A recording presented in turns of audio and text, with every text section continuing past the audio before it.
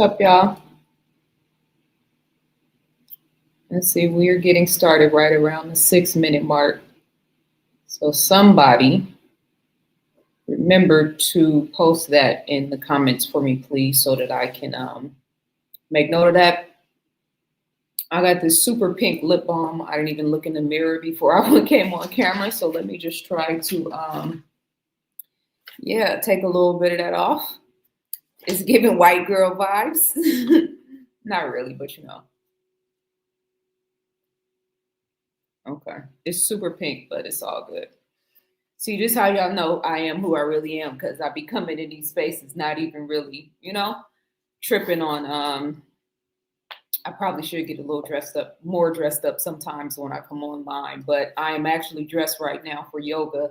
I had a pretty busy morning and early afternoon. I had some meetings and whatnot, but I've been meaning to sit down and do this video and chop it up with you guys because the last video that I did took me to a certain place. And then I think also when I talk about trending topics and current events, which is what I know the algorithm wants, it's not really my preference. I really prefer to sit down and actually have heart to heart, mind to mind conversations such as this. But unfortunately, there's not really a big draw for that. And I don't do any of this for likes and for views, obviously, because if I did, I know exactly what to talk about and when to talk about it. And I can go viral at any time that I want to, but it's just not something that interests me. But after I did the last episode and I got upset with the chat situation and all of the things, ever since that day, I've been wanting to come back and do a video and have a more balanced conversation to bring in the feminine energy to balance out my platform, not necessarily what's happening in the collective or how people are even receiving it for that matter, but because I'm so like self-aware and mindful of my impact that I always feel some type of way if I don't say exactly what I wanted to say, or if I'm not, maybe a little bit more passionate and fiery than I intended to be. Which, don't get me wrong, I'm here for that as well, and y'all all know that. If you follow me, you know that. But it does weigh on me, especially because I know so well the times that we're living in and what it's going to take for us to not only navigate and survive, but to thrive during these times. I take that responsibility very seriously, and as I have consistently said, the world is in need of guidance, the divine feminine guidance in particular, and I know I have a big role to play in that, and so it wears on me sometimes when I feel like I haven't presented that to the best of my ability. So, peace and love. Thank you for joining me today. Um, looked at my phone to get the date, and then my brain went blank. But today is Thursday, February the 5th, 2026. I pray this message reaches you all in the best of health, spirit, and mind. I am doing well. Today's topic is what you tolerate from you. And I got that title from a particular quote that I heard in a Neville Goddard video. And so I wrote it down, as I tend to do all the time. I take notes all the time. I have them in my phone. I have 1,000 notebooks, but then sometimes I'll just jot something down and scribble it down so that I can remember. And now I can't find where I put the note of the exact quote from Neville Goddard, but that was the inspiration. It was something about intolerance for yourself, and developing an intolerance for, and let me write that down so I don't forget, developing an intolerance for the way that we think, and not having control of our thinking. So we're going to get into that. I also want to read a very powerful quote that I read on Instagram, which just resonated with me so much, because every single slide in this passage talking about not having, receiving emotional love or stability when you're young and how that affects you when you're older. I want to read every slide of that because it resonated, but it also applied to me in multiple ways at multiple different times in my life. And so what good is me having this platform and me having gone through the experiences that I have gone through if I haven't alchemized the situation and the circumstances to be able to bring that wisdom to you guys to raise the frequency and the vibration. So I'm going to read a passage from the Hidden Messages in Water, which was my intention in the previous video. I'm also going to read a passage from the Kabbalion if we get to that point. But thank you guys so much for joining me. And I'll tap in with you guys in the chat room in just a second. And yeah, just hold me down in the chat room. I'm going to, tap in with you guys and then kind of not tap in. As you can tell, me having to deal with certain types of energy, whether it's a bot or a troll or not. There's so much conversation right now about like mental health. And I think that people who aren't on this side of the camera don't really understand how difficult it is to maintain your mental health and mental well-being while you have people in the audience or whatever it is in the audience being disrespectful, spitting in your face, so to speak. And so I really need you guys to understand that my primary focus and my number one priority is my mental, spiritual, emotional, and physical well-being. And I don't do a lot of lives and a lot of content online anymore because that is my number one focus. So if you see somebody say something slick or something greasy to me and I respond, it triggers me when my audience, who is supposed to be my ride or dies, right? If you rock with me, I'll take a sword to somebody's neck for you. And of course, I mean a proverbial mental, spiritual sword, right? We don't condone violence, but we are with the shit when it comes to representing righteousness and love. But it triggers me when there's people talking greasy or crazy to me and people say ignore it. I think that's the worst thing, although I understand what you guys mean, but I think in terms of my mental and spiritual and emotional well-being, I would really like you guys to consider what you're saying to me and what you're saying to other quote unquote influencers. Although I don't consider myself a social media influencer, I am an author and an entrepreneur who uses social media that happens to influence people. But I think it's kind of dangerous when people respond and say, ignore that, or those are like just to not acknowledge how detrimental it can be for people to be so disrespectful, especially to somebody like me who's literally just sitting down and chopping it up with you guys and trying to raise the vibration. So please consider that. Thank you so much, Dominic. I appreciate you, King. I'm looking forward to seeing you on Saturday. Yes, I did get your email, and shout out to all of you guys who have signed up for the Climbing the Ladder of Yourself 120-day program. I think I said 90-day program last time, but we're going to rock together for 90 days. I have set the price on this. I don't even know if I put the link in the description. That's my bad. I forgot. But I've set the price on this once a month meeting so low because I'm constantly getting messages. And I got a message from somebody on Facebook last night where it was like, I'm going through something serious and traumatic and like all of the things. Can you help me to, figure this out? And I was like, the way that it was phrased was like this person wanting me to kind of engage them and go back and forth in a DM conversation. And I was like, no, but I will send you the link to sign up for a one-on-one consultation. And you can take $60 off and I'll help you through it that way. But I get a lot of messages and energy and emails, and you guys are like dealing with a lot of stuff and you're giving it to me because I'm a very sensitive soul, right? That's why I am who I am, because I transmute energy for a living. I alchemize energy for a living, but I can't do it in a DM and I can't do it in an email. Yeah, just guys, be mindful of that. Be conscientious of that. Be conscientious of how much negative content you send me on Instagram, especially if it's stuff that I've been teaching about for 15 years. It's like everybody wants to send me things that kind of prove what I've been talking about and validating what I've been talking about, but it's still a lot. Thank you so much, Saint Germain. I appreciate you so much for the super chat. And I want to say, because again, going back to the last live, I was mad at myself because in the end, I was kind of like, I don't have to deal with this shit.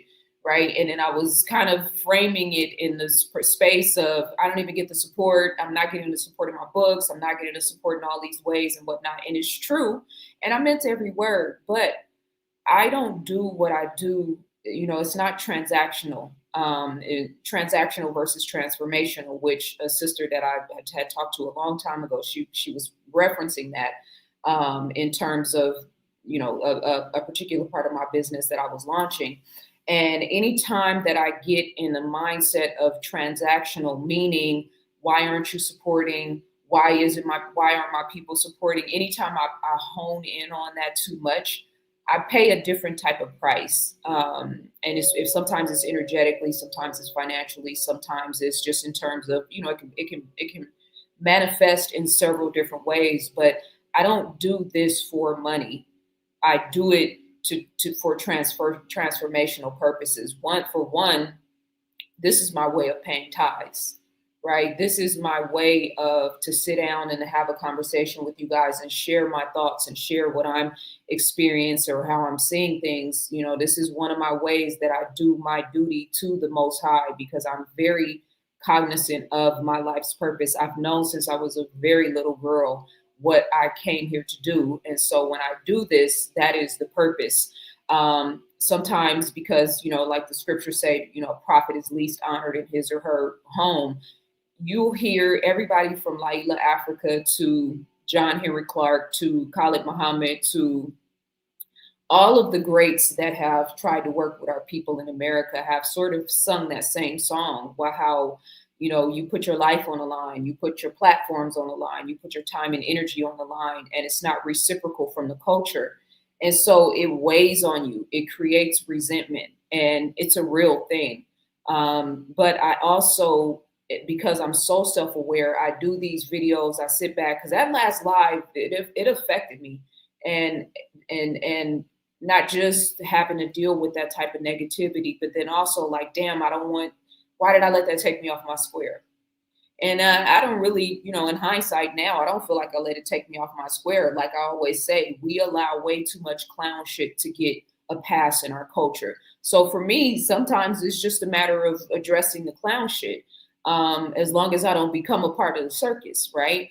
But I think we allow way too many things to go unchecked and uncalled out, and then it like me talking about the promiscuity and the over sexualizing of Black women and Black girls. How long have I been talking about that? 15, 20 years now? Not 20 years, 15 years at least.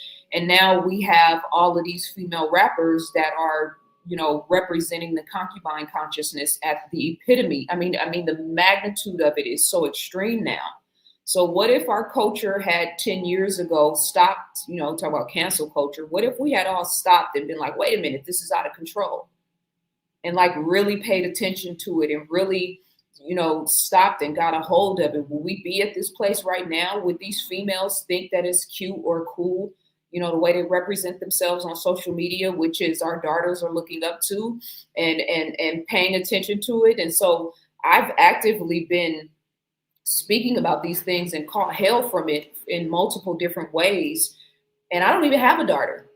I have a son. My son is a young man now, but because I was a girl and a young woman at a certain point, which is why I wrote the Keys to Womanhood workbook, I understand how important it is to see women beyond just your mother, beyond just your aunties and cousins in your family, especially if they're dysfunctional too, how important it is to see and have access to women and female representations and Black female representations that are representing a higher state of consciousness and a different standard of self-respect, which I am very intentional about embodying, even when I get fiery and passionate. Because again, why are we letting all of this weirdo shit take place in our culture and we're not talking about it? And we think if we don't talk about it, it's gonna go away, especially in the spiritual community. Like, oh, what you focus on expands. Yeah, but that's true. But at the same time, in the world of social media, you don't even have to be focusing on it to expand. Like I always say, Hollywood is Satan's vision board. So they're intentionally pumping a certain type of representation of Black women, a certain type of representation of Black men. And if we're not countering that representation, which is what I'm doing, what I've consistently been doing, then that comes with something. So let me tap in with you guys in the chat room real quick. I said thank you, Saint Germain. Thank you to my brother Dominic. I appreciate you so much. You have been supporting me for a long time, and I really appreciate you and your queen and your daughters. Much love to them. Thank you so much, Saint Germain. I appreciate you. Much love. Shout out to everybody in the chat room. Let me see what you guys are talking about. It's just you and me, Z. Okay, if you say so. One of our best. Thank you so much, Tampa. One of our best Black minds. Thank you so much. I appreciate the love. All good, Saint Germain. The all caps are all good as long as you ain't cussing me out, Peace and love, Benita. How you doing, Queen? Good to see you in the chat room. I always see you. We communicate on Instagram a lot, so it's good to see your name in the chat room. Hit the like button, you guys. Thank you so much. Please help me to stay active in the not active. I was going to say active in the chat room, but active in the algorithm, please. I work in tech. I can never master technology. So please like this video. Much love. Westbrook said, and this, I read your comment a second ago, and I wanted to make sure I highlighted this. I've been tolerating a whole lot of BS from me the past few years, and I'm getting on top of it, though. We're going to talk about that today, and I'm so glad that you said that. I appreciate the honesty, and especially, I'm not sure if you're a brother, but if you are a man, I can't really tell from your name, that means even more, because it's rare to see and to hear our men be honest and vulnerable to that extent. Thank you, Mensa Talk 2367. I think I look, well, no, I won't even get into that. How you doing, sir? Nelton, you was fire on KBLA. Yeah, I did an interview the other day. What was that? Yesterday, actually, on KBLA. We talked about ancient people. We talked about Black history. And it was such a dope experience for me to be able to sit down and just talk about history. I'm a real history nerd, so a lot of times, even when I'm talking about it in these videos, I'm kind of teetering around it because I'm always in the back of my head like, they don't want to hear about this. But for me, that's like top tier to be able to sit down and talk about history because I love it. So thank you, my brother, for being there and for always supporting me. I appreciate. Nelson is one of my biggest, I don't even want to say supporters because it's the support, yes, but that's like my brother. For real, he's one of those people that I just know is tribe, even though we haven't like physically met each other in person. And he's got a beautiful story unto himself. So there you have that. I just bought my trifling brother a computer, and he barely thanked me. Why I tolerate that, I'll never know. Well, hopefully, the benefit of the love offering will resonate eventually. Sometimes people don't really appreciate you until they don't have access anymore. So just continuing to show love and to be a good person is the main thing. And the universe always pays us back in different ways. So C. Baca, what's good? Peace and love. Thank you for being here. Saint Germain, I shouted you out. Every attack came from an intention, different levels, facts. Super Micah was good. Very happy to have you. Much love. The narcissist's goal is attention, negative or positive. It doesn't matter. Facts. Atir, how are you doing, sir? If this is Mr. Atir from Atlanta, it's good to see you, nephew. Happy to have you here if that is in fact you. Stevie, what's good? Happy to have you here. I'm just making sure I tap in with you guys. How do you feel about hidden colors in 2026? I don't feel anything about hidden colors in 2026. Peace and love, Brother La. How you doing, King? Much love. Assalamu alaikum to my brother. Very happy to have you. Amina Muhammad. Assalamu alaikum, Queen. How you doing? Much love. Very happy to have you guys with me. Thank you so much for joining me. I never take it for granted. I know I always say that, but I never, ever, ever take it for granted that I can sit down and turn on my camera and have you guys tap in with me, especially when I'm not talking about anything that's sexy, right? Or that's, I know how to put a headline in the title. That's one of the tricks to the algorithm, to put a headline in the title. That'll get people drawn in. If I say Jay-Z, if I mention Jay-Z in the files that have recently been released, and let me just write that down so I don't quit, so I don't forget. If I mention that subject in the title, we'd have 500 people in here already. If I reference, put up a comment that is very anti-Black male, I'll have 500 people tuning in right now. So I know how to make the algorithm work if I'm just trying to trend or go viral. And I hope you guys can see that I have consistently steered away from that. Even when I talked about, like, let's say Beyonce, I would talk about her in a video. I wouldn't even put her name in the subject because I'm not trying to get that type of attention and that type of audience. So, but speaking about the Jay-Z situation, just to bring it up, because it's not really relative to what we're going to talk about, but because it's in my consciousness right now. I have said since 2020, and those of you guys who watch me all the time, mark my words, you can tell me, you can confirm this. In 2020, I said that they are getting ready to drag all of the celebrities that, you say you sold your soul or you signed a contract with the devil, so to speak. They are getting ready to drag all of them through major humiliation rituals right in front of the world. They're getting ready to use them to stifle and to harness the energy of the collective consciousness. That's why they're dragging these files with the EP guy. When I say EP, y'all should know who I'm talking about, who has the island, who, got murked allegedly. I said got murked, not took his own life, but got murked in a cell because of his rampant behavior, setting up honey traps, politicians, all of the things, right? This PDF file, EP is what I'm going to call it, or call him.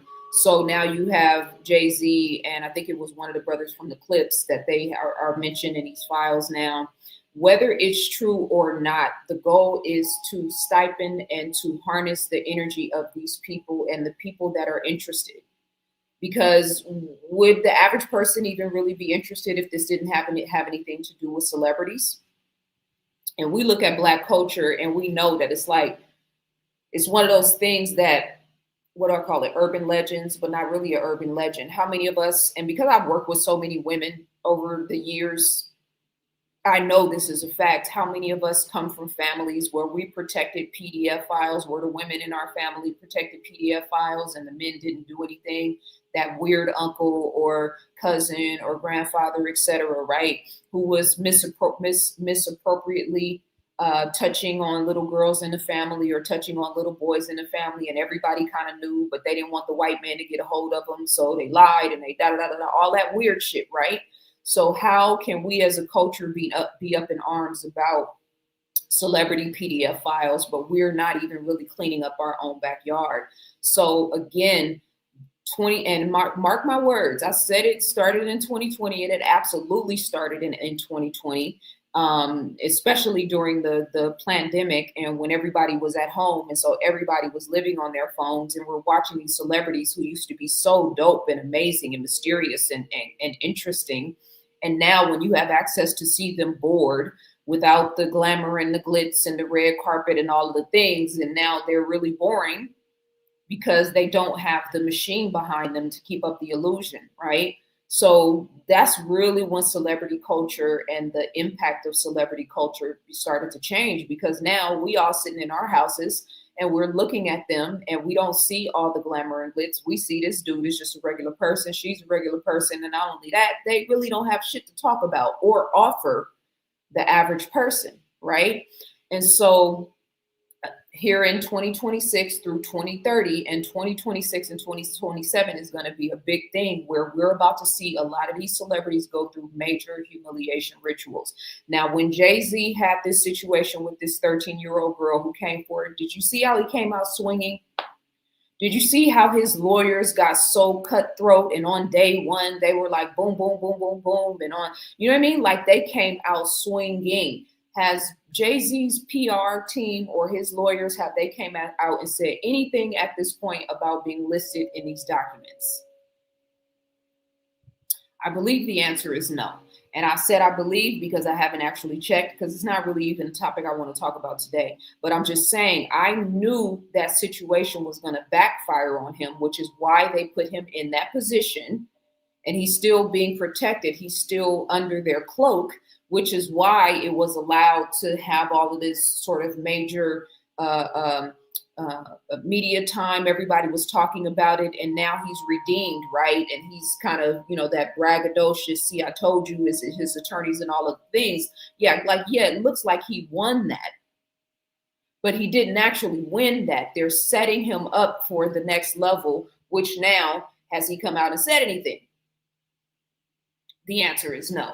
And even if he does, he's not going to come out swinging about that like he did about those allegations. And so also, LaRussell, who I have a great deal of respect for, I'm writing this down so I don't forget. LaRussell now has signed to Roc Nation, and so he's getting a lot of flack about that. And you know what I mean? Like, I don't blame him for signing on for addition, whatever the terms of his contract. I'm going to assume financially they're in his benefit, because he's made enough moves on his own to be able to call his own shots, right? So I'm not mad at him for signing on with the major company so that he can have the benefits of the machine behind him. It's just the timing of it, right? Like, and he's an independent artist, so he probably made this decision on his own. But normally in business, when you see a major player that's under attack or that's going through something salacious, usually your team is going to be like, let's wait for this to die down. Even though none of us think it's true, let's just kind of step back and wait for this to die down so that, if we can come into this situation and agreement under without all the negative fanfare. And it's not just the fact that Jay-Z was mentioned in the PDF files of EP. It's also all of the negative publicity that, what's the chick's name? The CFO or CEO, or what is her name? Y'all know her name. We found out that she was doing all this nefarious stuff to her daughter, and all of the ways that they were manipulating the media and using doctors, and all of the things, right? All of those things, right? There's been a lot of very negative energy and content and conversations and exposure surrounding Roc Nation in the past year in particular. I don't know if I would want to attach myself to that. So to me, it's not, everybody's like, oh, you said you were going to say independent and da da da da, and I don't even have an issue with that, because I run a business. I know how difficult it is to run this when you're doing it on a small level and trying to get to that next level. That's not my issue. My thing is, Jay-Z works for Satan. And so, and that's me looking at it. LaRussell's probably not looking at it like that, which the average Black person is probably not looking at it like that. But I'm just saying, whether you think of it on that level, or whether you're just sitting back looking at the negative publicity over the last year and some of the things that they've been accused of doing, I don't know if I would want to attach my brand to that. I still wish LaRussell all the best. I want him to win, like I want all my people to win. But the music industry and the people that are serving nefarious purposes and that have continued to serve nefarious purposes, which Jay-Z has absolutely been one of them, there's consequences for that. And it's all getting ready to come to a head. So I mentioned the humiliation ritual, but that's only one aspect of this. On the Titanic, and I've consistently used this as an example, when they found out that the ship was getting ready to, let me take this comment down. When they found out that the ship was getting ready to hit the iceberg, they had the entertainers, the band and the orchestra, instead of them like breaking up the wood and taking down these drapes and like trying to create something that would be able to float. I mean, if you're going to die, you might as well lay it all on the line, right? I damn sure ain't finna be up on the top floor playing the cello. And I know my life is about to end. I'm going to be downstairs finding, wood and rafts, trying to create a raft or something. But they had the orchestra upstairs playing music to pacify people as they are heading towards an impending death. And this is the same exact thing that they are using celebrities for between 2026 and 2030. If you understand the timeline that we're living in, if you understand what really happened in 2020, 2021, 2022, 2023, Satan has been very, very busy. So when they blew up the Georgia Guidestones, notice how we forgot about that. That isn't even talked about anymore. And I've been to the Georgia Guidestones. I know that they have cameras everywhere. right? So they blew up those monuments because I believe they hit their target. They hit the number, they hit the, and not just in terms of the number, but also in terms of like being able to lock humanity down and tell them that it's rain when they're pissing on your head.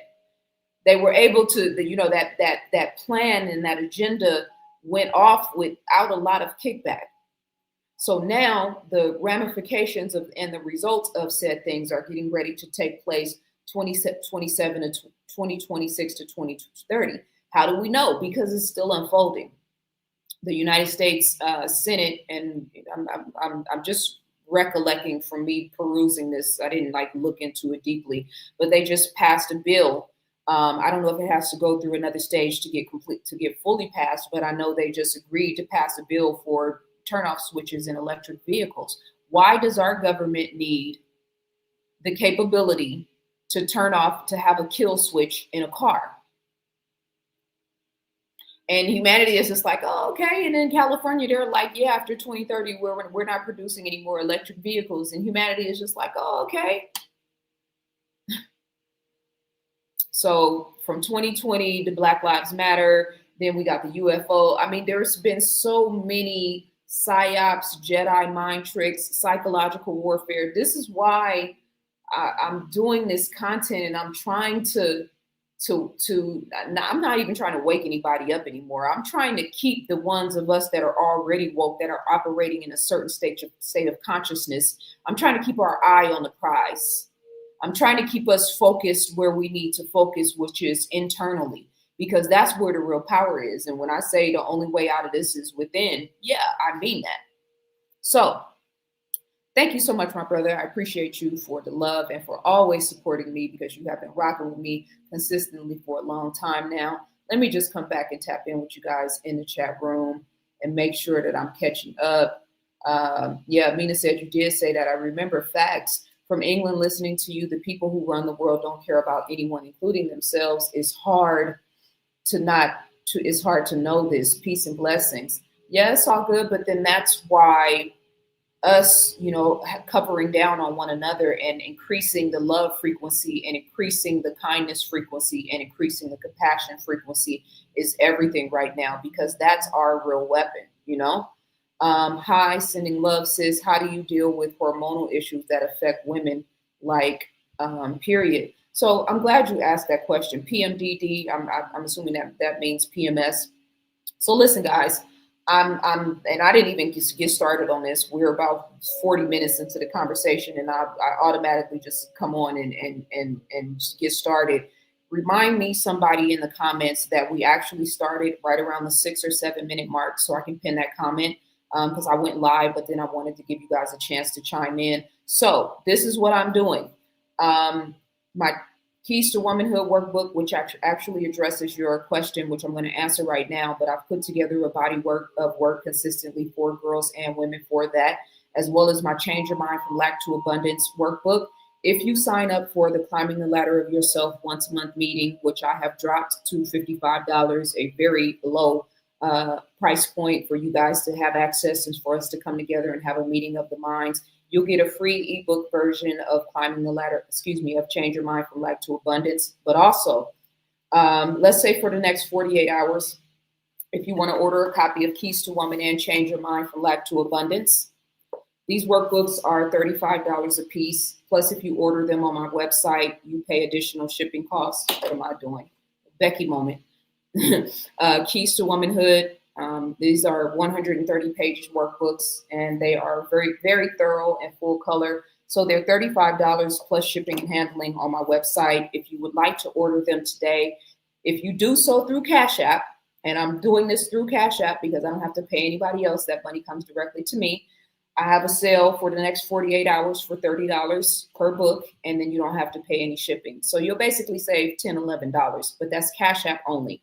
The information for how to send that payment, my Cash App information, is in the description. So if you want to order that, you can hit me up on Cash App and then email me your confirmation and your shipping address, and I'll get that out to you within the next 24 hours.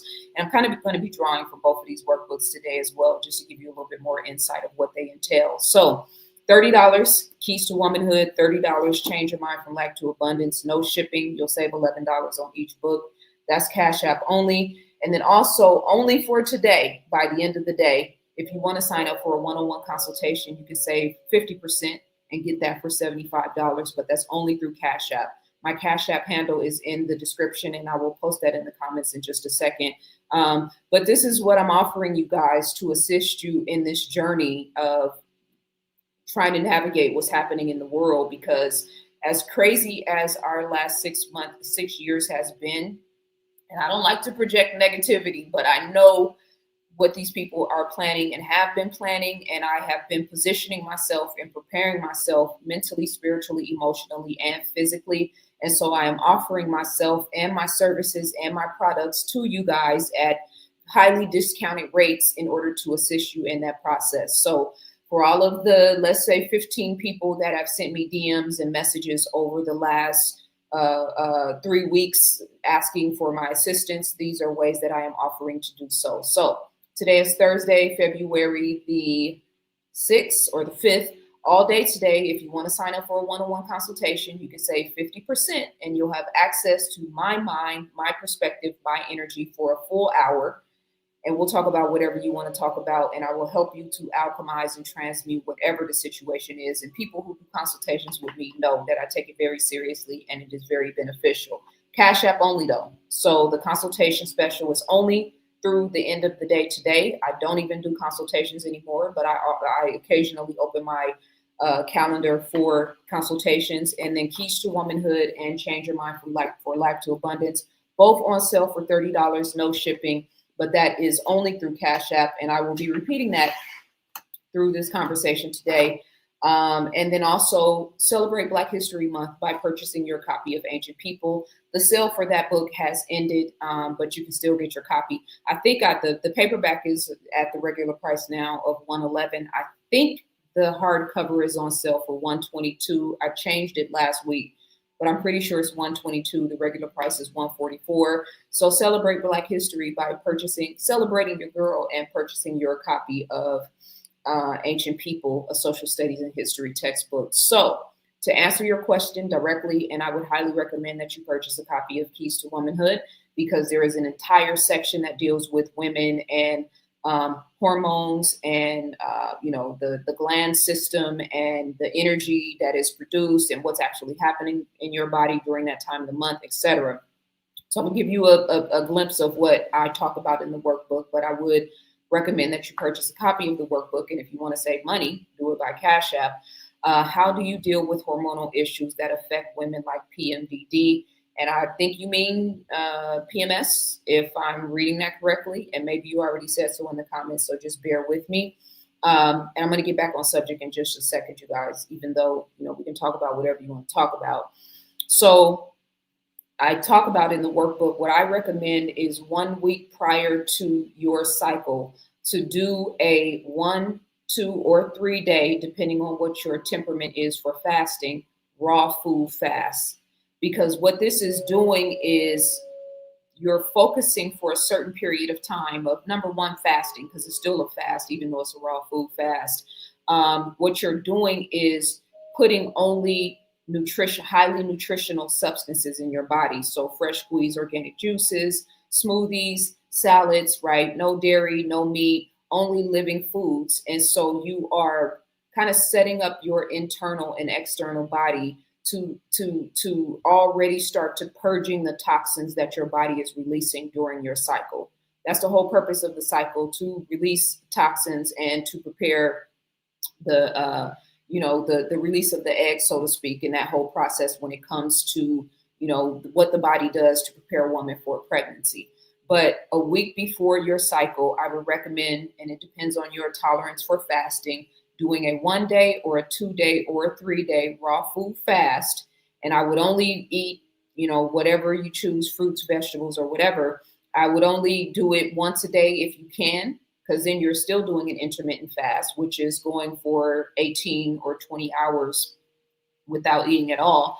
And then having like a 3-hour window where you only eat raw foods. and then for the rest of the day, not eating anything, only drinking water, some sort of tea, and teas that are particularly beneficial for your menstrual cycle, which you can look that information up easily online. But I also talk about that as well as healthy, organic, herbal ways of birth control opposed to birth control pills and IUD and contraceptives and all those things, which have a very negative impact on the body.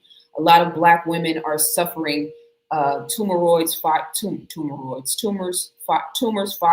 and a lot of womb issues because of different methods of birth control. And so there are ways, not only herbal remedies for organic methods of birth control, but then if you understand how the cycle works, a woman can only really get pregnant 6 days out of the month, which means that if you know those 6 days out of the month and you are tuned in with the calendar of your body, then you can, use that as another method of birth control and to not get pregnant during the rest of that time. But you have to know your body. You have to study your cycle. You have to study your body.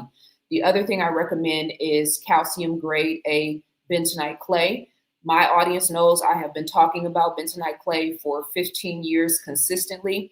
I would consistently do a detox about a week or two before your cycle, where I'm drinking the clay every day and also where I'm taking baths in the clay. Because as I talk about in Keys to Womanhood, let me just open this page up real quick. And I'm not just doing this to sell books, although the nature of this conversation and the fact that I have put together a concise and cohesive body of work that talks about these things is why you should buy the book, and why, in all honesty, I feel like, we should be promoting this book, because it was the intention to assist women. But there is a whole section of the book where I'm talking about periods, where I'm talking about hygiene. But I want to get to the page where I am showing you guys the gland system, because I want to reference that in terms of the question with the hormones, because it's all connected and it's all relative, right? So let's see, we got sexual energy and relationships. Sorry, guys, I don't know the exact page of this. It's like I write these books and then I'm automatically on to the next thing. I need to be studying my own books, right? So in the chapter that's titled "Honoring" by Temple, sexuality, energy, and relationships, understanding sexual hormones, womb wisdom, safe sex and STDs, the emotions of sex, the 7 chakras, energy centers, birth control methods, and let's talk periods. And so this chapter begins with sexuality, energy, and relationships. And I want to hone in on the page that shows the gland system, which is here. And I break all the glands down with the definitions down here. But why this is critical is because your hormones are attached to the way you eat, right? And your body is affected, highly affected by the way you eat, especially during your cycle, which is a sort of the pinnacle, if you will, of emotional stress, struggle, strife, etc., and hormonal upheaval, if you will, in the female's body, in the woman's body. And so when you understand that, when your cycle is approaching, you need to be very mindful and conscientious about the type of food that you eat.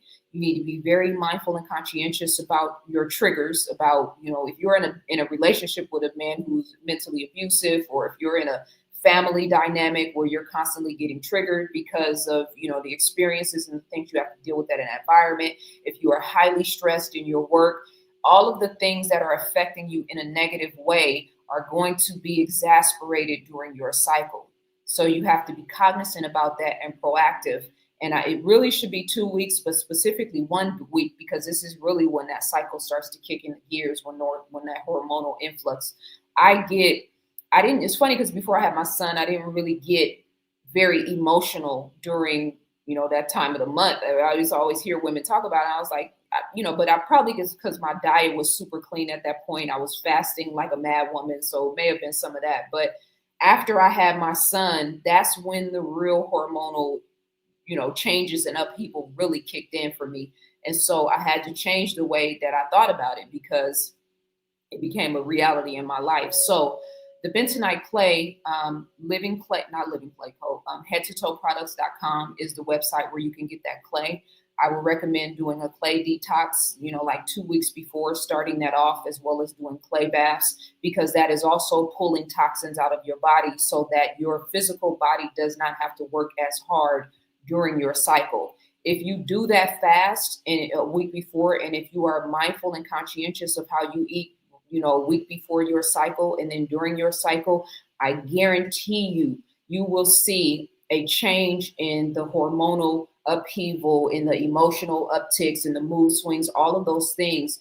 You will see a significant difference if you start to be proactive and take care of your body in a more body, mental, spiritual, emotional, and physical. If you are proactive in taking care of yourself, not when your cycle comes, but leading up to it, because your body is preparing for this process like a week before. Also, in Keys to Womanhood, and this is a thing that I really recommend for men as well. One of the reasons that I really honed in on this, and I talked about this in the intro, is that my mom didn't raise me. And so when I started my cycle, my dad was the one that was taking me to the store and having to figure out, what kind of products. I have my sisters and my aunties, but like my dad was the one that really had to kind of help me to go out and purchase these products. And it was weird and it was awkward. And, just having to talk about this stuff with him was very strange. And he didn't know what to do, and he didn't have the tools and the resources. And so I also put this book together for men who have daughters, who may not have women in their lives, to assist you with having those uncomfortable conversations, but also being armed with the right information so that you can give your daughters the right resources to sort of navigate those experiences. And so the section, Let's Talk Periods, is all about the menstrual cycle, what is actually happening in your body. And it's giving you a timeline from day one all the way through day, the end of the month, what's actually happening in your body, so you can have a better understanding of what your physical body is going through during that time. So yeah, that would be my suggestion, recommendation, and the mental, physical, emotional, and spiritual approach, and being consistent about that, and not just when your cycle starts, but consistently, is something that I highly recommend. All right, I hope that helps.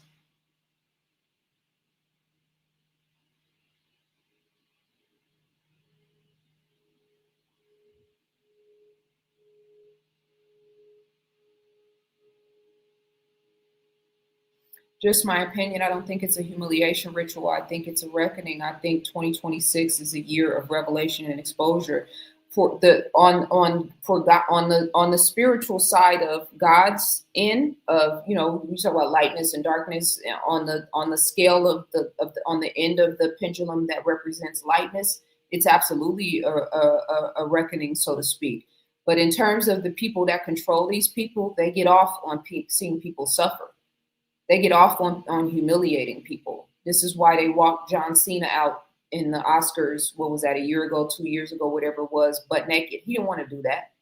This is why, ASAP Rocky in his videos where he's standing on a pendulum and doing what looks like a satanic ritual. This is why ASAP Rocky is in a Gucci ad, and they probably paid him 10 or 15 or $20 million, but he's basically presenting himself as a homosexual or a bisexual man. Does anybody think that this man, who's got one of the most beautiful and popular women in the world, and who is a father to sons and to children, I think he had 2 sons at that point, anybody think he really wanted to do that? No, it was a humiliation ritual that they paid him well for. Does, Jay-Z has children, the whole idea of allowing a 13-year-old girl, and when I say allowing, anybody can file a lawsuit, anybody can, file claims against these people. But when it's on Good Morning America and CNN and MSNBC and all of the major publications, it's because they're allowing it to be a part of the mainframe conversation. And you have a daughter who is very popular and very well known. Does anybody want to have that type of conversation, or to be looked at in that type of light from their women, their wives, and their children? No, it's humiliating. And that's the purpose. They are humiliating them. That's why, the devil doesn't just cut you one check.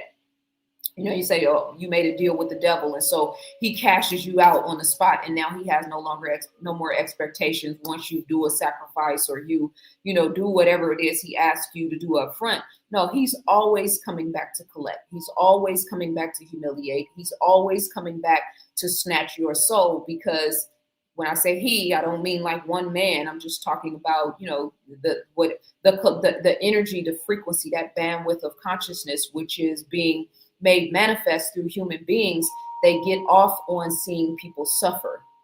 2020 was a mass humiliation ritual for humanity. Stand 6 feet apart. You got 6 feet all over the place. Put this mask on in order to go into a store. You know what I mean? Nobody can go out anywhere except people who are essential workers. You want to go see your grandmother? Too bad. Put on, we had people on Good Morning America hugging each other through plastic shields. This is a mass humiliation ritual. I was thinking about Good Times earlier, because I did a little short promo video in my store for some of the Black vendors that were at the event, Heal the Block LA. And so I did a short commercial just to promote all the businesses, right? And I was thinking about Good Times because the card, I wish I had it in front of me, I will show you guys. But the card had the impression of, the famous painting from Good Times, where it's like all the Black people in the club scene. Ryan Coogler redid that scene in Sinners, right? Where it's like they look like they're having a good time. It's kind of like juke joint vibes, right? It's a very famous painting that you find in most Black homes, right? So I was thinking about the Good Times song. Good times, anytime you need there was a certain part in it, making your way above water. I was thinking about the language, and I don't want to I'll start thinking about that and I'll go left. So, but the words in the song now, when you think about it, it's like, it's really kind of, it's like, right? It's a element to it where it's kind of like, damn, this is not a good look. Now, of course, that's looking at it in hindsight, blah, blah, blah, all of the things. I'm not judging it from 2026 looking back, but I'm listening to the words in the song like, yeah, this is not culturally inspiring.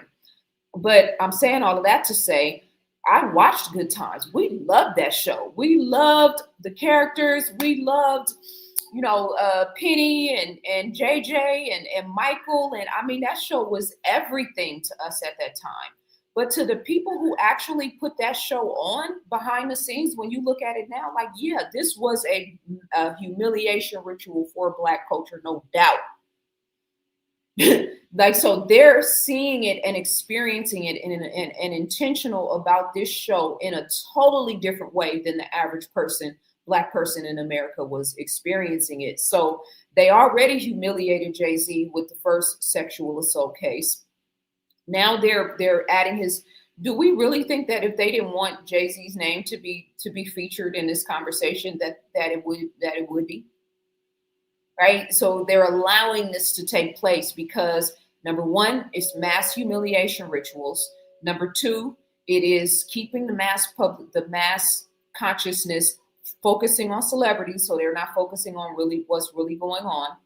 And then number three, they are very cocky right now and arrogant because they think that their plan for this great reset in 2030 cannot be stopped. So it's like before, we had to hide our hand. Before, we wouldn't tell you and show you who we were controlling. Before, everything was subtle and subliminal and you couldn't really tell. And now it's like, yes, in your face, what are you going to do?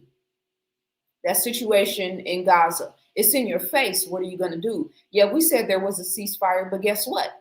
There's not. What are you going to do? So it's like they're thumbing their nose up at the Most High and the gods that are on the scene, right? And so this is where spiritual warfare is really, the means and the reality of spiritual warfare is really, really coming to a head, and us being prepared for said things is going to be critical, because the microcosm and the macrocosm, meaning, okay, you got the EP and the PDF files and all this stuff being exposed, and humanity is up in a roar, but then humanity's not up in a roar in terms of your uncle, Rufus down in the bayou or down in Mississippi or, wherever that is, right? We got this active, 15-year-old, 16-year-old girls out on Figueroa, 14-year-old girls, 15-year-old girls out on High Street being pimped out. And we celebrate pimp culture, right? The black community, to whom it may concern.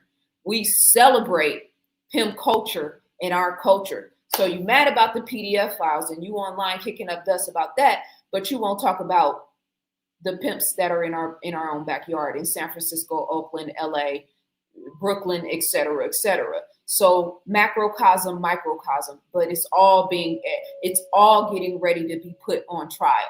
And even in Figueroa in LA, they just had a major sting where they arrested a lot of the so-called the Johns, the pimps, the women who are out there, the girls, right? Tracing and tracking social media because they pimping girls out online right now, right? Using Instagram and Facebook to traffic girls.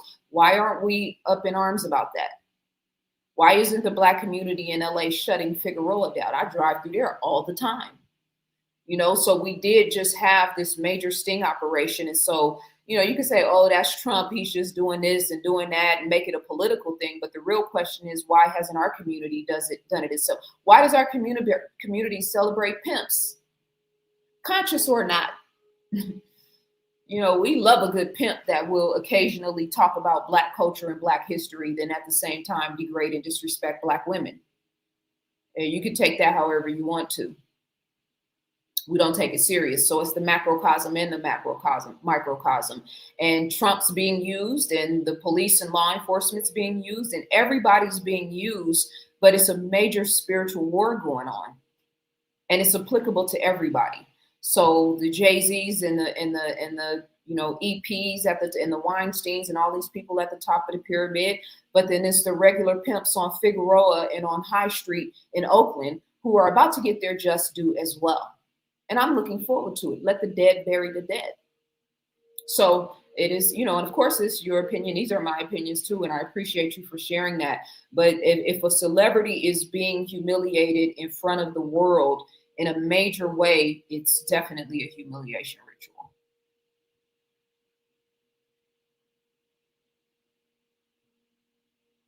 Peace and love. I appreciate you. Much love. Okay, let me catch up with you guys.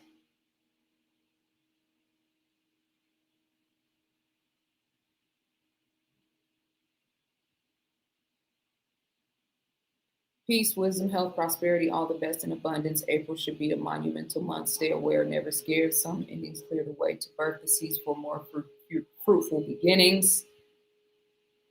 Much love for that. Facial recognition and social credit system. How could humanity not be paying attention to that? How could that not be a topic that we're actually honing in and focusing on? I highly recommend anyone seeking Zaza's guidance to sign up. This queen helped me through a dark time in my life a couple of years ago, and I'm forever grateful to her as always. Thank you, queen. It's all good, king. I got your back. You're my brother. And once again, to those of you guys who just tuned in, I referenced a sale for Keys to Womanhood, as well as Change Your Mind from Lack to Abundance workbook, as well as 50% off consultations only for today. Those payments can only be made through Cash App because I'm tired of other people taking money out of my pocket for me to run my business. So 50% off consultation, which is $75, which is the low. Keys to Womanhood and Change Your Mind from Lack to Abundance are both on sale for $30 plus no shipping. Cash App only. Send the confirmation to me, info@zazaali.com, and we will set up your appointment or I will get your books shipped out. I'm super behind on the comments, so let me just tap in. I'm 26, Black woman, and getting into tracking my cycle because I refuse birth control. Beautiful. I need this book for my daughter. Now is the time to get it. You can definitely save some money. How late am I? We've been on now for about a little bit over an hour. I have a daughter. I'm getting this. Much love. I'll ship your books out within the next 24 hours if you guys make that purchase today. Keeping your head above water, making a way where you can. Yes.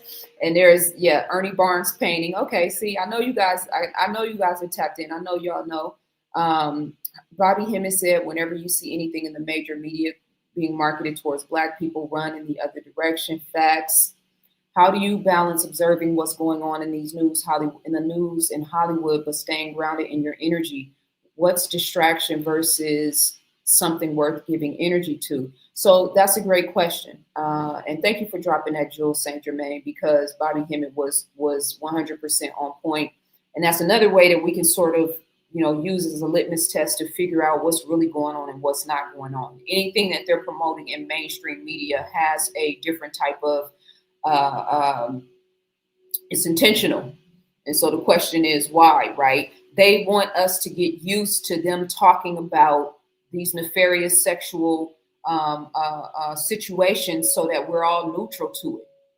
Right? Oh, dude, children, this is happening to children. That's happening to children. And so everybody's on the internet writing exposés and there's a new video and the bloodlines and da-da-da-da. They're like, everybody's talking about it, which is a good thing, but it's also neutralizing our vantage point, right?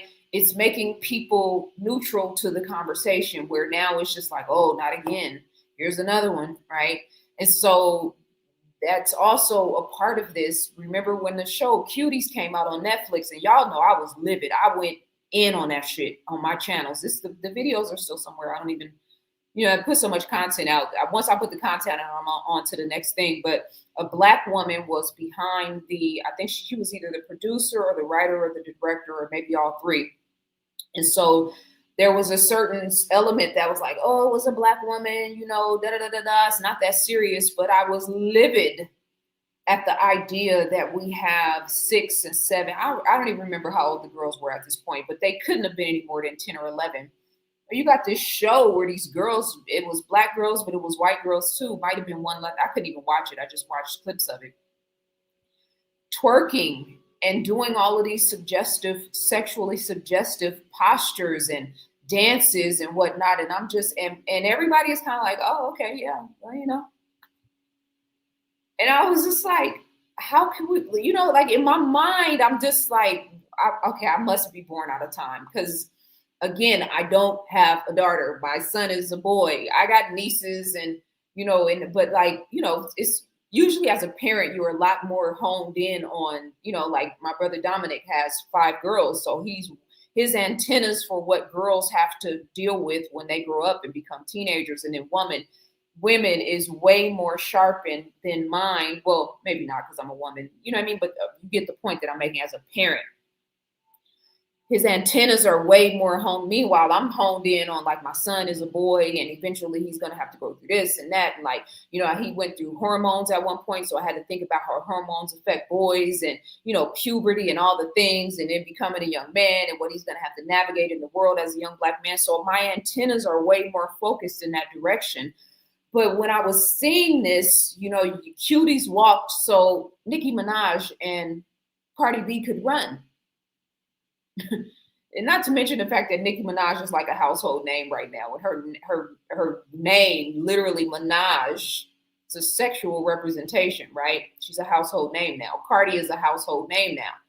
And her and Megan put out, a video during the pandemic where they were talking about WAP and doing soft porn while everybody was at home watching TV and sexualizing our daughters and our sons in demon time at the same time. So this has been a long-standing, ongoing agenda to sexualize not only Black boys and Black girls. This is not just about the children, although it is about the children. It's about sexualizing men so that you are locked in your lower nature, because as long as you're locked in your lower nature, you are not achieving what? Godhood. Godhood meaning I, self, Lord, and master, mastering your lower nature, mastering your emotions, mastering sexual discipline, mastering the type of women that have access to you, mastering fasting, mastering the way you eat, mastering the things that you put into your body, mastering how you speak, your vibrational countenance, how you resonate and radiate and impact people when you walk in the room or not. So they put that very highly promiscuous, that whole timeline was very highly promiscuous and hitting boys and men in particular, but girls and women at the same time, hitting you in your lower nature to keep you locked in that lust-based frequency. Because as long as you are operating in a lustful frequency, you can be controlled. So coming back to your question, This is why I paused my content on my membership channel. This is why I paused my membership channel, although it's still active. But I had to stop for a minute because I was doing the headline news episodes and I was like actively staying abreast with everything that was going on in the world. But it was like, it wasn't consuming me because I wasn't doing it all the time. But I would be preparing for these episodes, which would be 1 hour, 2 hours, 3 hours, whatever was going on. And then once I finished the episode and okay, I got all the bells and whistles, it's pretty, it's it's professional, it's all the things. I would need like another day or two just to like be centered so that I could be in the right state of mind to even talk about these things. Because what I didn't want to do is be magnifying the fear frequency and whatnot. And so because I had so many different things going on, it got to a point where it was like, yeah, I can't deal with this right now. And so right now for me, when I have the energy, when I have the, I have the bandwidth of consciousness to kind of peek my head in, then I do. And when I don't, I don't. That's another reason why I know that there is a day coming as this chaos continues to increase where I'm not going to be online like that. I'm not going to be on social media like that. I won't be doing consultations at all. I'm not really doing them at all right now. That's why I stopped, because I know and I knew that when the shit hits the fan, and it is going to hit the fan, it's already happening, but it's going to increase. And the people who have not done the internal work are going to be like a person who's drowning and grabbing for anything that can help them. And the person that tries to save their life is now in danger because they're doing anything they can to save themselves. Your life is not a priority. Your well-being is not a priority. Your focus is not a priority. They're trying to save themselves. And so energetically, as this situation continues to increase and the chaos and insanity is continuing to increase, the people like myself that have been intentional with the messages and trying to get people to look at the bigger picture and trying to be able to, fortify yourself for this timeline, the people who haven't taken it seriously are going to start grasping for us and grasping for the light and grasping for a higher state of consciousness, higher ground, so to speak. And they're not going to have access to the people that have continuously been laying it out for you, because guess what? My mental, spiritual, emotional, and physical well-being is going to be my top priority, that of myself and my son. So once again, for those of you guys that are interested, you can save 50% off and pay $75 today for a 1-hour consultation. I also have a special on my Keys to Womanhood and Change Your Mind from Lack to Abundance workbook. You can save $11, and those payments are made through Cash App. And let me put my Cash App information up here. And so coming back to your question, you have to know when to tap in and when to tap out. And that concept that I say consistently, that everywhere I stand is holy ground, the concept of having faith the size of a mustard seed, right? This is where we are really supposed to be internally focusing, where we fortify ourselves so that regardless to whom or what, we can sustain ourselves and not go crazy as the world descends into chaos, right? So that means fasting, that means breath work, that means physically taking care of yourself internally and externally. That means turning off, content or anything that's taking you off your square. That means doing the inner work, being mindful and conscientious of fear. And I'm writing that down because it's critical, because fear is how they stay in control. Fear is why they use humiliation rituals, because they harness and exasperate that energy. So you got the individual humiliation rituals with the celebrities, and then you got the massive humiliation rituals like the pandemic in 2020 and from 2020 to 2024. You can't go to Dubai if you don't take this shot. That's a humiliation ritual, because God said, I gave you everything and the devil gave you nothing. You know what I mean? And I'm not judging people for choices and decisions they made. We're looking at this from above now. We should have hindsight and the wisdom to look back at these experiences and make assessments so that we don't make those same choices and decisions again. But these were humiliation rituals, right? And so whatever it is that you fear, you could fear being alone.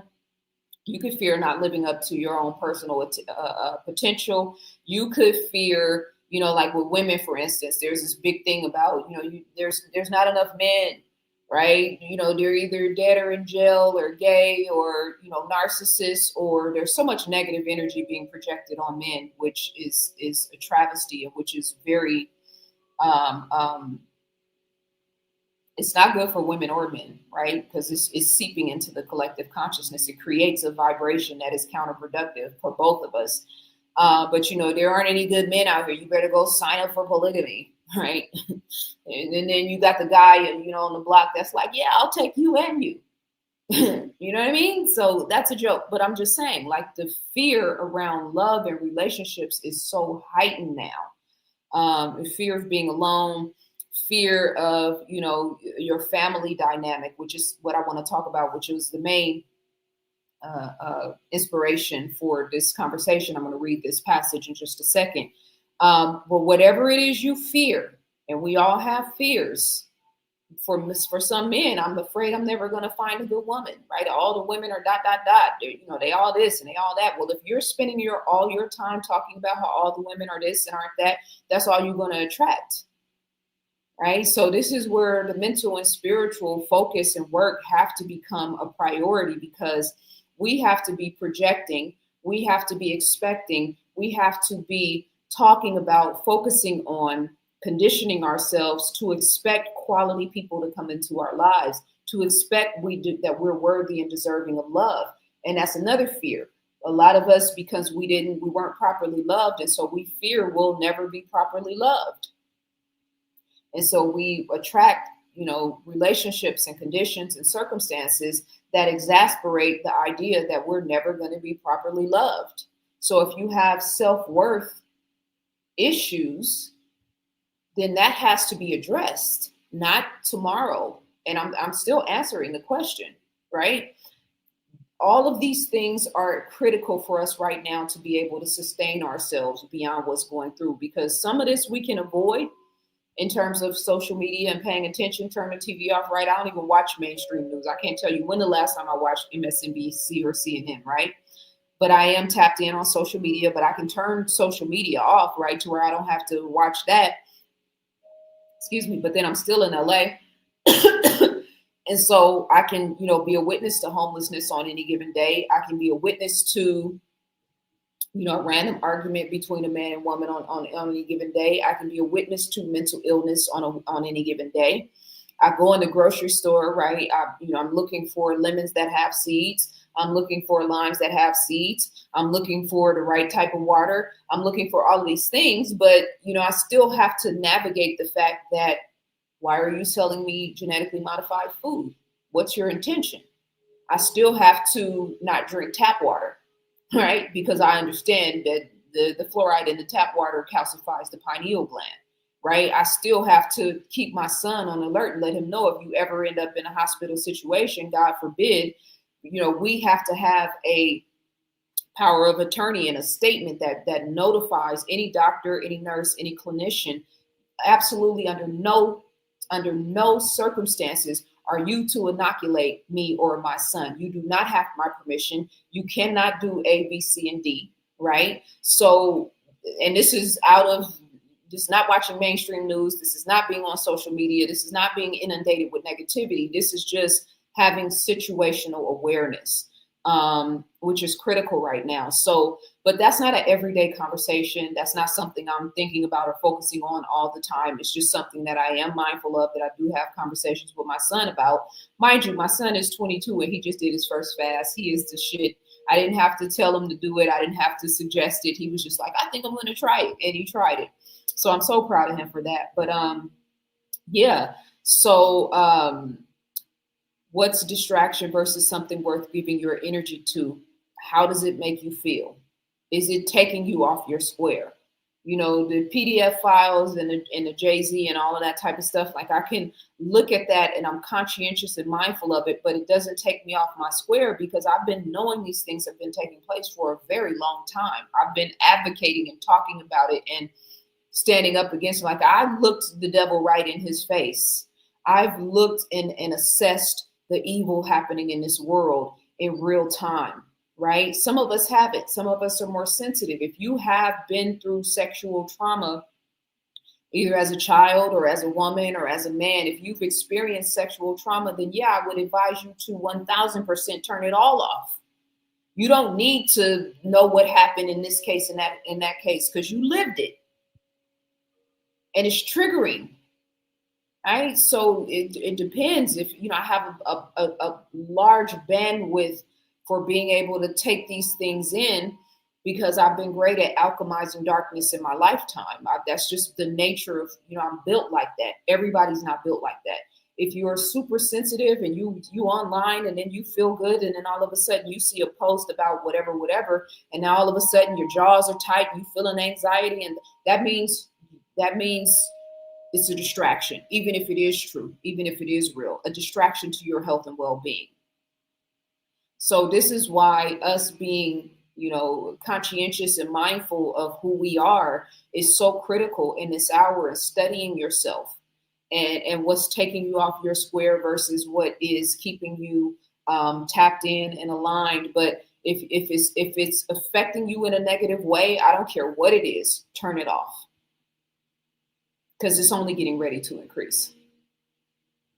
So I hope that answered the question, because that's a big question and it's important. And for me right now, I am very mindful and conscientious, just like when the situation was happening in Gaza and I'm going online and I'm seeing babies. You know what I mean? Like babies that people are like black, some people, black people are like, they ain't got nothing to do with us, that weirdo shit. And then, or just all of the extreme polarities. And I was like, I can't deal with this. I'm off this. Not because I'm turning my back to people suffering, but because I am no good to the world if I'm not tapped in. I'm no good to the world if my frequency is not aligned. And especially because I have a platform now where I can turn on the camera and just sound off at any time. And then I'm sounding off on what everybody is sounding off on. So it's exasperating this energy and this frequency that is this in our benefit? Is this healthy? You got the situation down in Minnesota where watching people get murked live on TV. So you got hundreds of thousands of people showing up, angry, mad, vitriolic energy. And so you become susceptible to that if you are not standing on your vibrational square. What does that mean? Being in it and not of it. You're not in a rage. You're not in a fear-based frequency. You're not worried that the government is going to do A, B, C, or D. That's how you know. Self-awareness is how you know. How this is making you think and feel is how you know.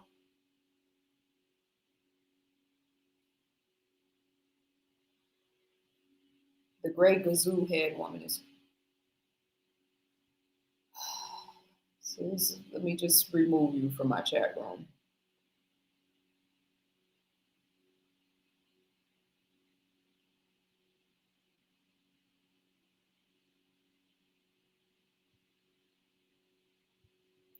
Stop paying attention what's going on in Hollywood. That's how you balance your life. I don't tell people to stop paying attention to anything. That's not, we don't give orders.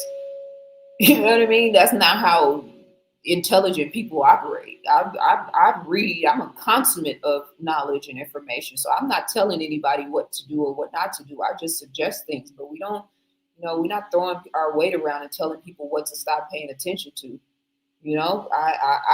I wrote a book,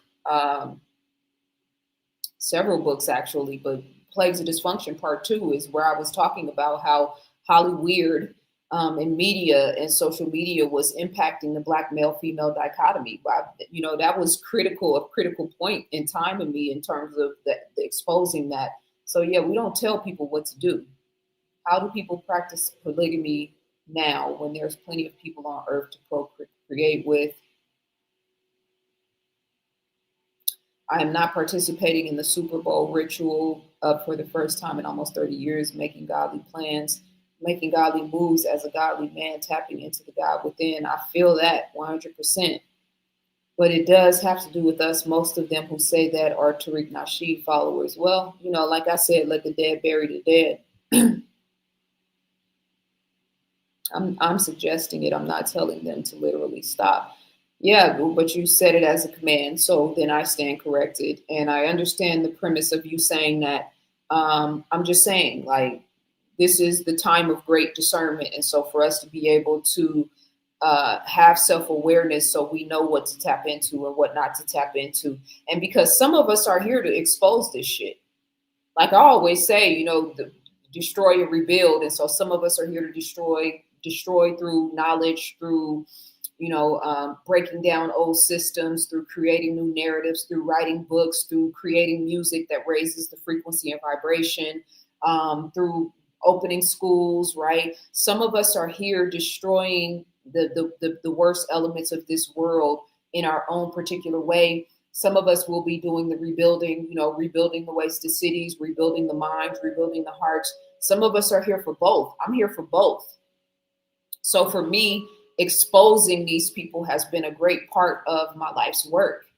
And then when it got to be too much, then I stepped away from it. So it's a matter of knowing yourself, knowledge of self in terms of reading the books and knowing your history and all the things, but then knowledge of yourself.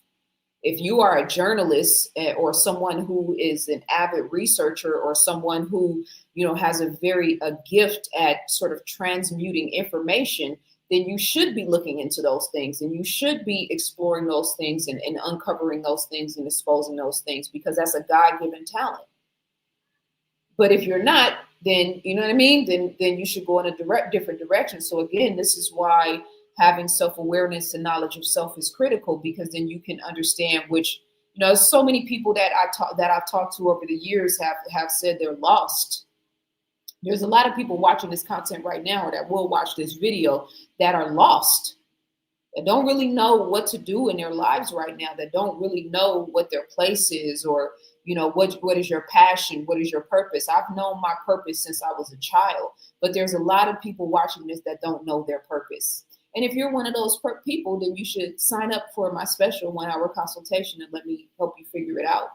$75, 50% off, Cash App only.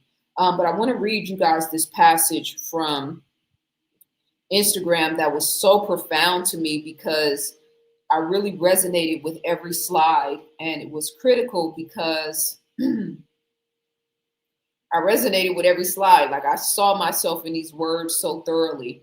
And again, going back to my point about fear and about self-worth and about being able to have, to be honest and to do internal assessments and have a certain level of, self-awareness, right? So you don't get caught up in the matrix of the mind and the matrix of this spiritual warfare. So there is a lady. Well, I don't know if this is a lady, actually. I think it's a lady because I think her profile is a woman, right? But the name of the Instagram page is Light Minded Therapy, and that's LITE and then Minded Therapy, right? So I didn't even follow her. I don't even follow her, but I'm going to follow her now. I should have followed her before, but this post just randomly comes up on my feed, right? And so the first slide is how growing up emotionally alone shows up in your adult relationships. And so that was catchy for me, right? Because that's my story. I grew up emotionally alone. And I also know that there's remnants of that show up in my adult relationships, not just relationships with men, but relationships with friends, relationships with other family members, relationships with the world. And I'm writing that down because I need to remember that.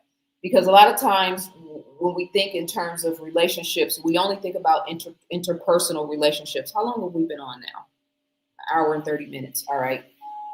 So the hour and 30 minutes, make sure you guys show love. Make sure you show reciprocity. Thank you guys for the super chats that have poured into me. So this is something that's important right now, especially for men, because when we talk about dealing with fear factors, right? When we talk about self-worth, we don't really talk about self-worth a lot in terms of men, because we're all kind of projecting that men have it all together. We're all kind of projecting that men have it all figured out and that they don't need assistance in terms of talking about their feelings, in terms of mental health and well-being, in terms of emotional well-being. But we also consistently hear men complaining about the fact that, Papa was a Rolling Stone, or, nobody is listening to us, or, mothers get celebrated and fathers is just like, random, like there's no real outcry for what men are going through and experiencing. And a lot of that is men's fault for not showing vulnerability. And you may say, well, I don't know how and all that stuff. Okay, then that's the conversation we're getting ready to have. But you have to hold yourself accountable as a collective, as men, in terms of not being able to be vulnerable, not being able to have the tough conversations, not intentionally focusing on your emotional well-being. This whole idea that men's whole job is just to protect and provide is bullshit, because you are a mental, spiritual, emotional, and physical being. Now, if you were only a mental and physical being, then that whole idea that men are only supposed to protect and provide, well, I can see the purpose in that, but you're not. Right? You are a mental, spiritual, emotional, physical well-being. And we know now, because we're seeing men's healing circles pop up everywhere. And I'm so glad that that's prominent in LA. We're seeing men talking about the rates of depression and suicide. We're seeing men stop and take, serious analysis of themselves and how they're operating in the world. And so your relationship with your partner, if you're a man having a relationship with a woman, if you're a woman having a relationship with a man, if you are relationships in terms of friendships, right? Relationships in terms of co-workers in the work world, relationships in terms of friendships, and family, right? This is how we sort of think about the dynamics of relationships, but you also have a relationship with the world.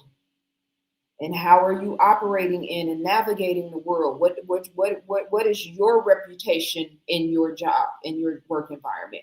What is your reputation in the grocery stores that you frequent or the bank? And yeah, these people might not know you, but they might know if you always come to the cashier stand and have an attitude, or if you're always complaining about the fact that they're short on this or they're short on that, or you don't like the way this cashier acted and interacted with you, right? So what is your relationship with the world? I'm just saying.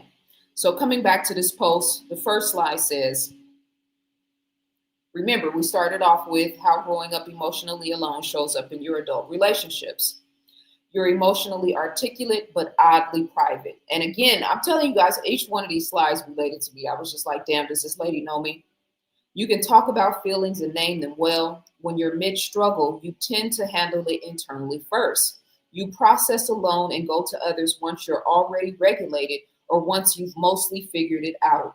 Letting someone see you in it, not after, feels so much harder. Now, this is my whole entire life from a child. Literally, I have been operating this way. I'm not going to tell you when I'm going with something. Even I've told you guys in my videos, like, yeah, by the time I come and talk to you about it, I've already processed. I've already dealt with it. And to be honest, that's the right strategy for social media. You see how I'll just have a random weirdo come in my comments and just say something mean-spirited. I've cried in videos before just because I was, Nipsey Hussle's death or Kobe's death, or if I was like going through something or somebody pissed me off enough in the chat room and I'm like, just in full throttle. Like I've cried in videos before. And, people will say something about that or feel some type of way about that, but then turn around and say women need to be softer. Well, expressing yourself emotionally and getting it off your chest is one of the ways to be softer. But no, you want to, never let them see you sweat. That shit. So you want me to go cry in the corner in the room by myself and then come back and wipe my tears and put myself together and make it seem like I got it all together. This is what we have been projecting on Black women this whole entire time. But then you want her to be soft. But she got to go in the bath. She got to wait until everybody is asleep and go in the bathroom and lock the door and make sure that nobody can hear her breaking down, having a full throttle meltdown. And she's got to go in the bathroom or in the closet and do that on her own while everybody else is sleeping, and wake up the next day and act like she's not dealing with anything. It's not working.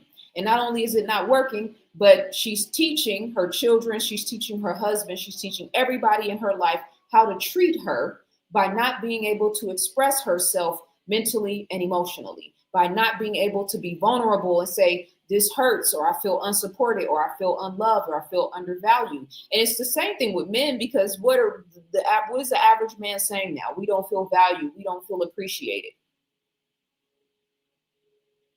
So this idea of chin up, chest out, again, never let them see you sweat.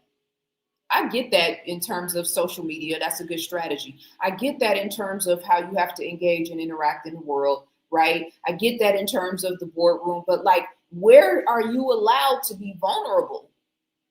Where are you allowed to actually say, I am not okay? So my modus operandi has always been, because our culture treats emotions like weakness.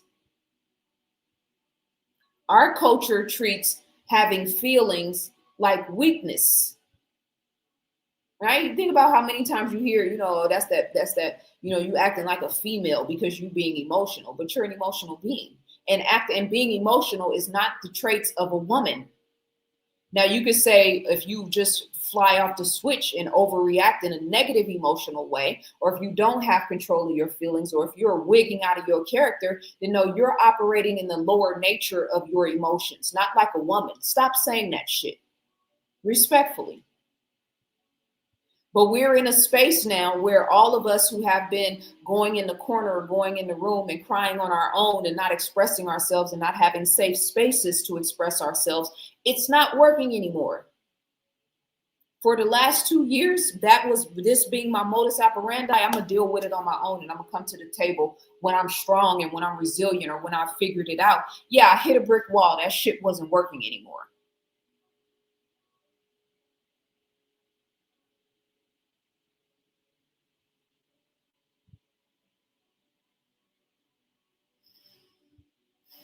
I just read a comment. But you can undress yourself in the general contractor's office and ask him to build a shower. Understand your environment is not what you want, it is what it is. What the hell does that even mean? Respectfully, I'm so confused, especially in the nature of what it is that I'm talking about. And you just put that comment up, so it's not like I missed something. What does that even mean? I need context before I go left. You know what I mean? I'm confused.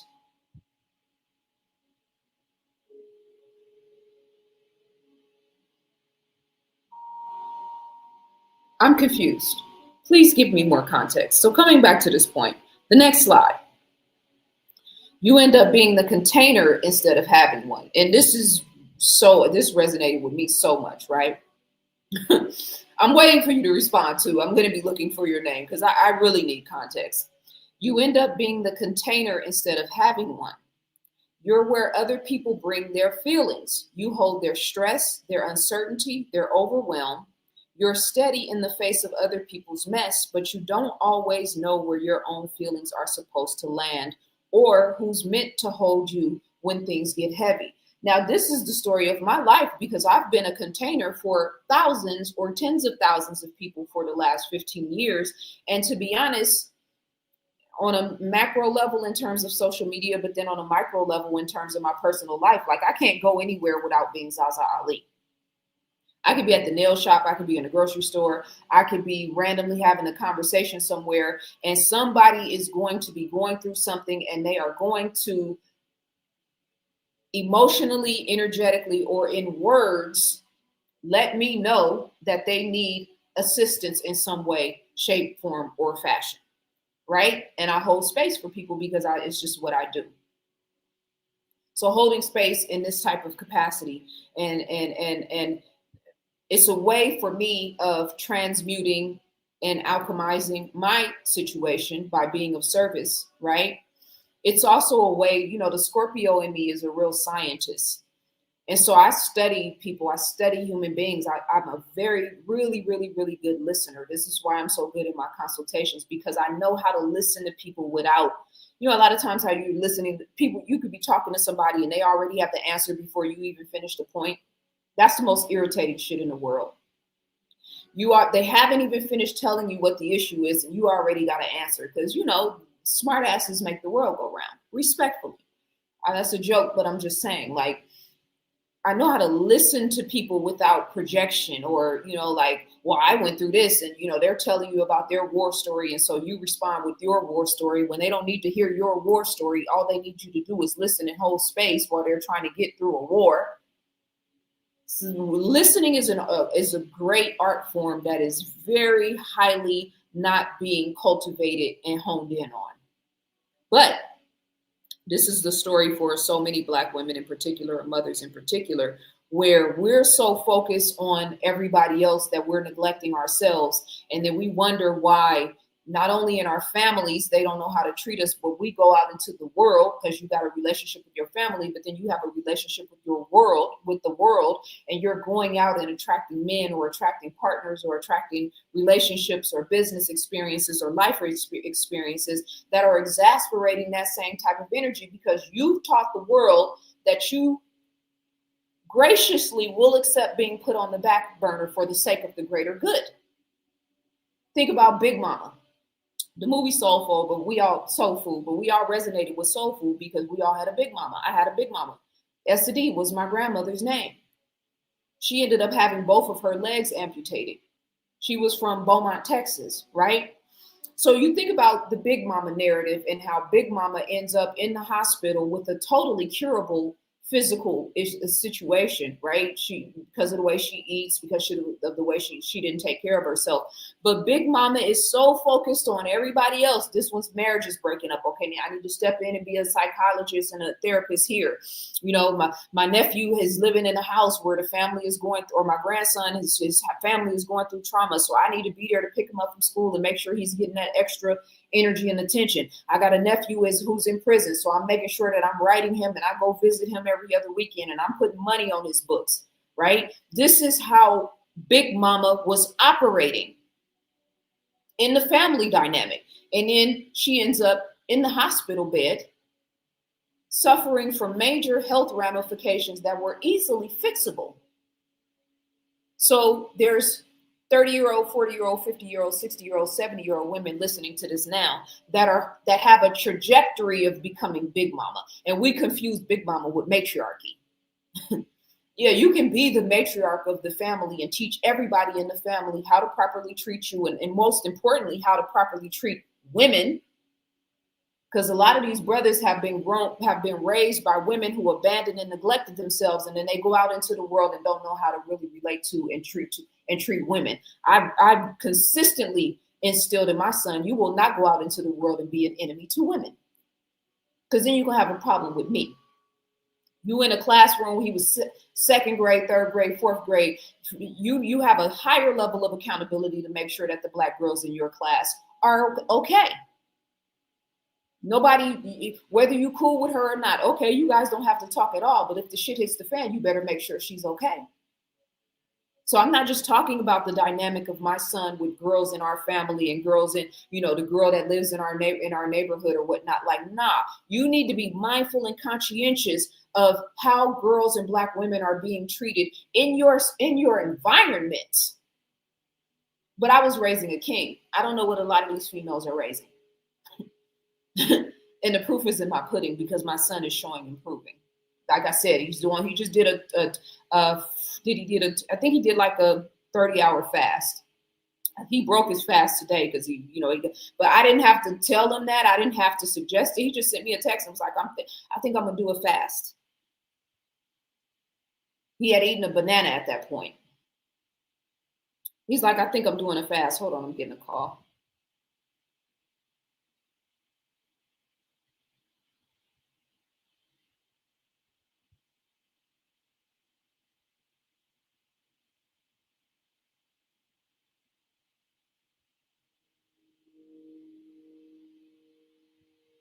One day my son's gonna come back and watch these videos. So I'm gonna be so proud because he don't even know how I be talking about him on my videos and my content. One of these days, my son is going to come back and watch my videos, and he's going to be so proud. Okay, that was a FaceTime, so it affected my screen here. So let me just remove myself. See if that fixes it. Okay, it's still kind of weird.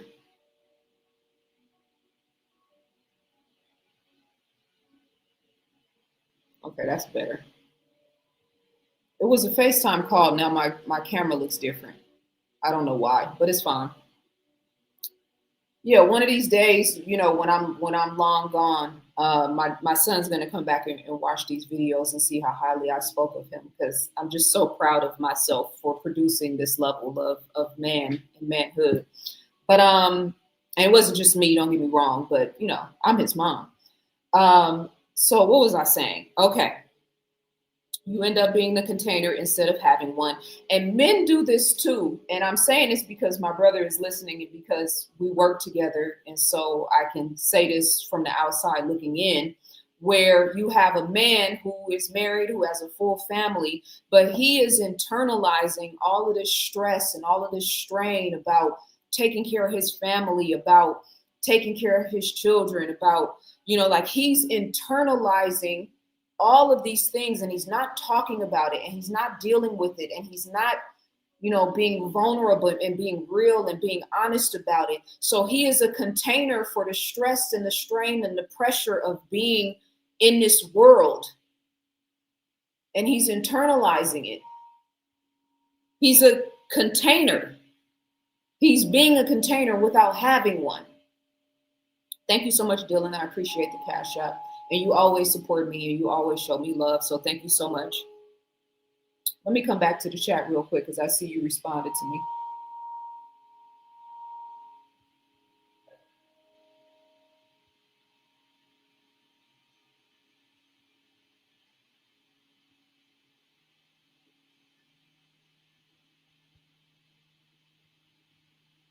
It means you can't force your womanhood in the world and expect the masculine energy to obey. The universe has rhythms and cycles. Are we acting according to the proper rhythms and not what we want?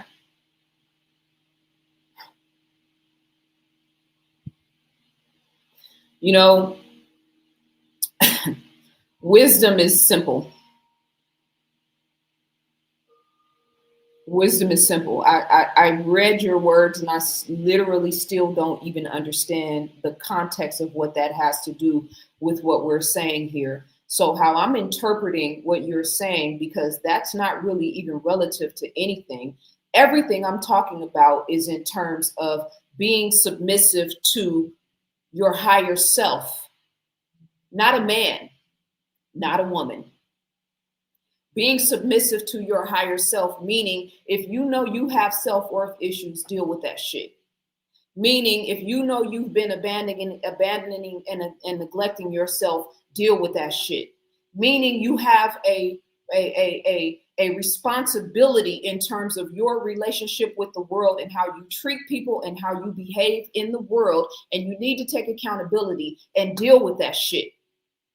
Meaning abandoning yourself and neglecting yourself for the sake of the higher good is destroying you. Deal with that shit. What are you even talking about, bro? I'm so confused. And no, this is not me getting distracted. So you guys don't need to tell me that I don't need to let myself get off with this. I'm confused. What are you even talking about?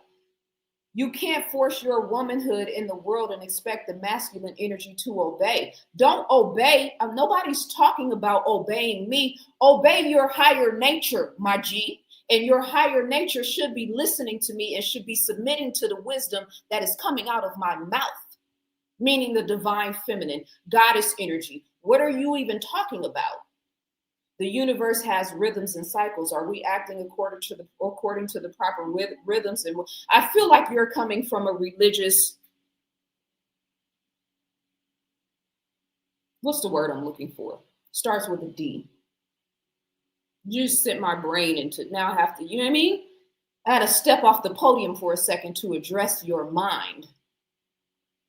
Not divergent. What's the word? Oh, it's on the tip of my tongue. You know, when you're too religious that you're no earthly good? Dogmatic. You can't force your womanhood in the world. Womanhood is not about force. Womanhood is about self. Womanhood is about self-love. Womanhood is about accepting your accountability and responsibility to the greater hood, to the greater good. Womanhood is about acknowledging the way that your energetic footprint, your ability to love or lack thereof, your consciousness, your awareness, how you see yourself, how you see the people around you, how you act in the world. What are you even talking about? You done pissed me off. And let me scroll down because you left another comment. So now you done poked the bear. So now let's talk about it.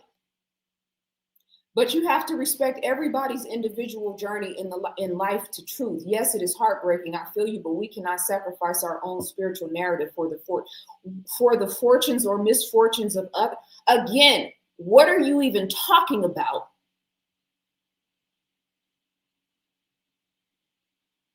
I'm so confused. You sound like a teacher looking for a student.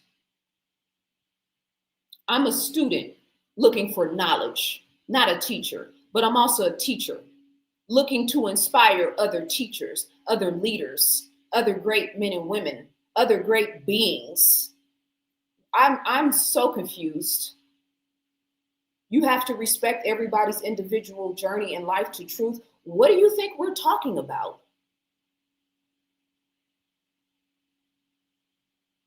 Let me give you a minute to follow up because you done poked the bear. And now, you know what I mean?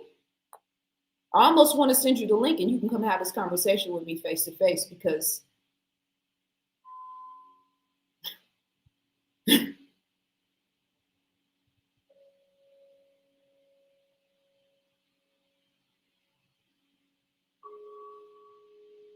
we are truly the rulers of all unspoken words and actions. The minute we put either into the world, they then hold ground to uplift us or betray us. Facts.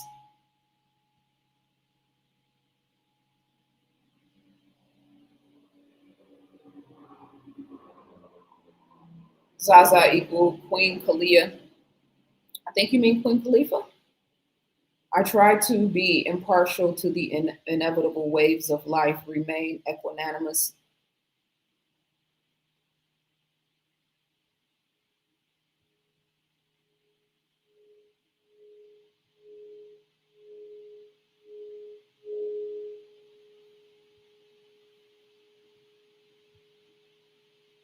Amina says, woo, girl, it's truth. I'm smarter than you.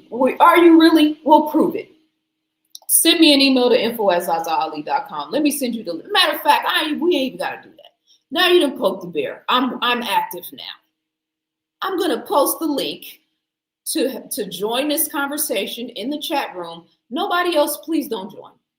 Let's let this brother join the conversation and let's prove. And this ain't even about me being smarter than anybody. I'm about to show you guys what the divine feminine is really about.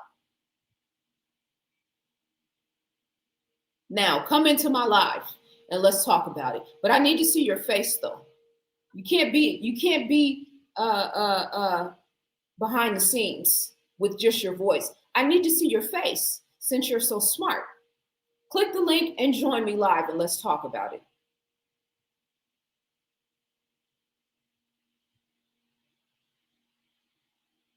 You ain't using logic. You haven't said anything that makes any sense. I'm so confused. I'm really just, now it's just the scientist in me that's trying to figure out, am I missing something? It sounds like gibberish. Wisdom can be espoused to the lamest person and everybody will know exactly what they're talking about. You haven't said anything effective yet. Yeah, he suffers from main character syndrome. I read that and was like, I'm gonna let it go. He talking BS. Yeah, I got time today. Let's talk about it. If you're smarter than me, then go turn your camera on and go talk to somebody that actually wants to hear what you have to say. He wants to be heard, but he's not humble. He ain't coming yet. We know he's not coming. This is important for me, for the women and the young girls that are watching. I've never met a smart person who went around bragging about how smart they are. Facts. And my best friend is an actual physicist. He's very humble. Facts. The person that's yelling and talking about they're the smartest person in the room is probably the most insecure. So let me get back to what we were talking about here. And if at any point you want to join this conversation, then we'll pause it and we can, you know what I mean? Sometimes I just have to remind people this is my This is my world. My world, meaning my platform. You got to take off the shoes when you walk in my house. And I am not the smartest person. I'll never claim to be the smartest person in the room. Before I even sat down to do this conversation, what did I grab? Books. This is what I'm about. Okay, he's here. Wonderful. Alaikum. Salam alaikum. Let you know I'm on that side. Salam alaikum. Turn your This is mic. I'm sorry. Can you hear me? Turn your mic on. Hold on. Sitting in the car. Is the mic? Hold on. It said the app. The app. We You can't can't hear hear you. me? Okay. Hold on. Hold on. I know you're Hold on. smart. You should be able to figure this part out. Yeah. It's first time. And it's on your end because the lights are moving, implying that your voice is active. So let's take a moment, smarty pants, and let's get the Hold on. microphone Can you hear me? situation straight so that we can hear you. Can you guys hear him?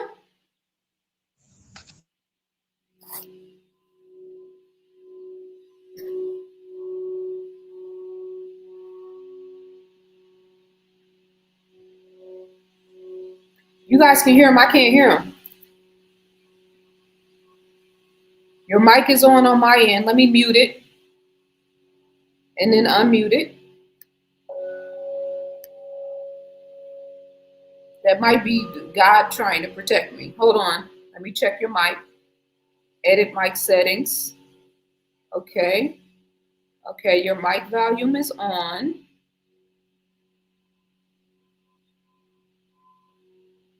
Somebody said take off your filter.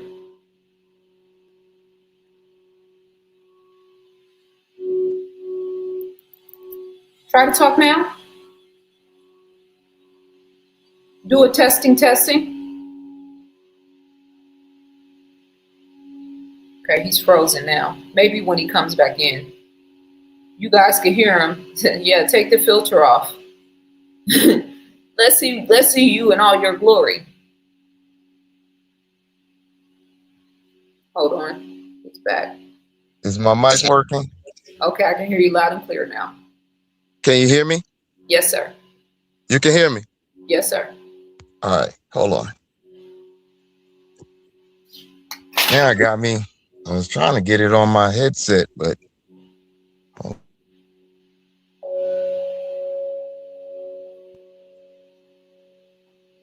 you can still hear me? Yes, sir.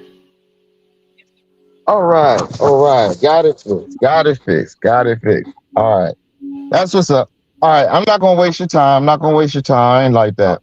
All right. Salam alaikum. Nice to meet you. I haven't seen you for like a minute. I am not lying. I am a fan of you. You know, I believe in everything that you're talking about. Everything. Um, I'm glad that you're doing your thing. This is like, you're like a celebrity to me. Really. All right. Somebody But said, hit me with your question. let me just tell Uh-huh. you this. Somebody said you're too loud close to the microphone, so maybe put your phone on speaker so it won't, it'll maybe give you a better quality of sound. I can hear you okay, but they might be experiencing it a different on the other end. So if you have the option to do speaker, try that. If you don't, maybe push a little bit away from the speaker Okay. from the microphone. And now go ahead. I'm listening to you. All right. Can you hear me now? I put it on speakerphone, so okay. Okay. All Cool. right. So no, that was all. That was there we go. Like that was all I wanted to say. So yeah, my name is Musin Abdin.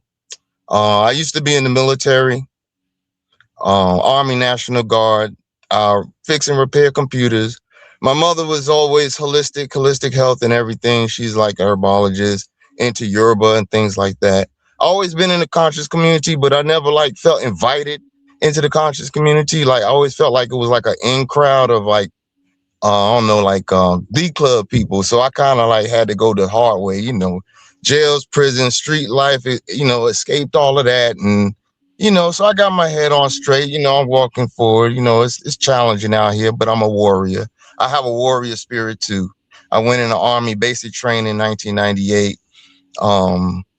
OSIT. I was in the POC. I was into all of that, you know, hip hop, everything. I kind of stopped hip hop though. I had to hear myself think. It was like somebody else was like, telling me their story, but I was broke, and I couldn't click with that. So I started listening to house music, and everything. And so, life has been a struggle, not struggle, but it's been exciting.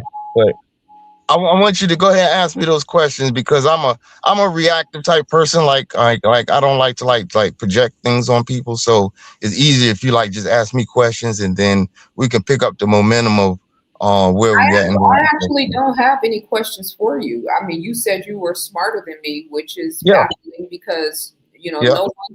no righteous man is going to present himself in that perspective. And it's interesting that you started the conversation with Assalamu alaikum. Well, okay. One, Yeah, one, but one okay. moment. Go ahead. I'm listening, right? I'm not Yes, going to yes, interrupt ma'am. you. So Yes, please ma'am. I'm let me listening. finish. I'm So you listening. started the conversation with Assalamu alaikum, which means peace, but you did not start the conversation in the chat room with peace. You started off very haughty and very I got arrogant. this much space to write. This much. Come on, Zaza. You gotta give me something. I got this much space to write. 2 words. I mean, come on. It's like all of these words that I'm saying. No, no, no. All of these words that I'm saying. It takes more. It takes more language base to communicate things Brother, than the five little words brother, they give you in the chat. pause, That's nothing. You can't pause, base that off of that. That's pause, not fair. That's pause, not fair, Zaza. pause, Not breathe, fair. Okay, breathe. I'm Let's take a listening. moment. Let's take a moment. Let me put my kindergartner voice on now. Okay. Let's take Okay. a moment. Let's stop. Let's take a couple of slow, deep breaths in through Right. the nose,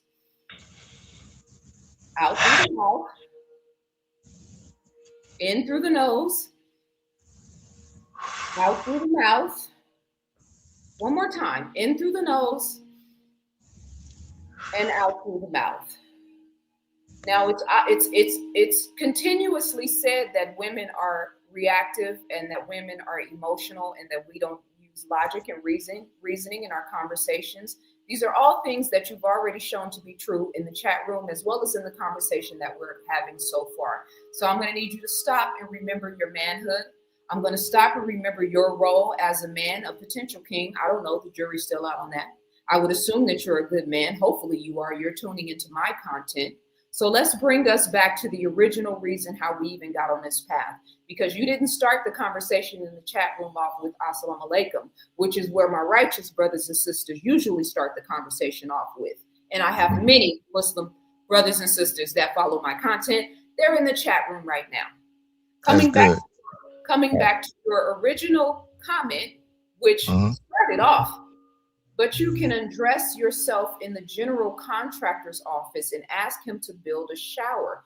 Understand your environment is not what you want, it is what you is. I don't even want you to explain that because that sounds like a personal experience that you No, had. no, no, No, no, hold no. on. Okay, no, no. Just, One, just, just just, 1 second, brother. One okay. second. Because we're not going to spend a lot of time on this, and I still haven't got through my actual subject matter. Yes, So ma'am. I agree. I read it twice loud. I asked you for clarity because I was very confused because that didn't have anything to do with anything we were talking about. So I said, please clarify that before I go left. You said it Right, means you can't force your womanhood in the world and expect the masculine energy to obey. The right. universe has rhythms and cycles. Are we acting according to the proper rhythms and not what we want? Now, please address those things for me. Okay. At the contractor's office, all I was saying was you come to YouTube and you have a vision of a world or a group or a circle, and that's fair. But you got to understand, there's like 8 billion people in this world that could potentially hit your site. You probably got people from Berkshire Hathaway, the company, sitting there in the quiet, watching everything you do and running Berkshire Hathaway on that level. Straight up, Becky Quick, CNBC, and they got it in the back room. They won't say a word. But then you got the guy who will come on there and he'll blurt gibberish. All right. And then you freak out about it. But what I'm saying is understand the environment. We're not in a closed loop computer system where it's like, okay, like we have our, like I said, I do computers. So like say we have in the conscious community, we have a firewall. And the people that's on this firewall, on the other side of this firewall, they ain't got to pay or whatever, but they connected. And they come to your site and they act up and you freak out. I understand.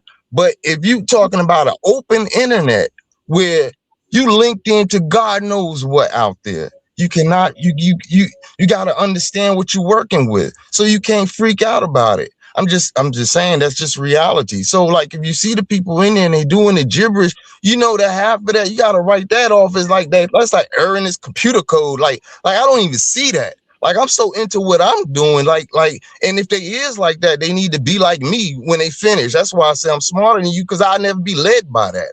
You know what I'm saying? I'm always on what I'm doing or on my time.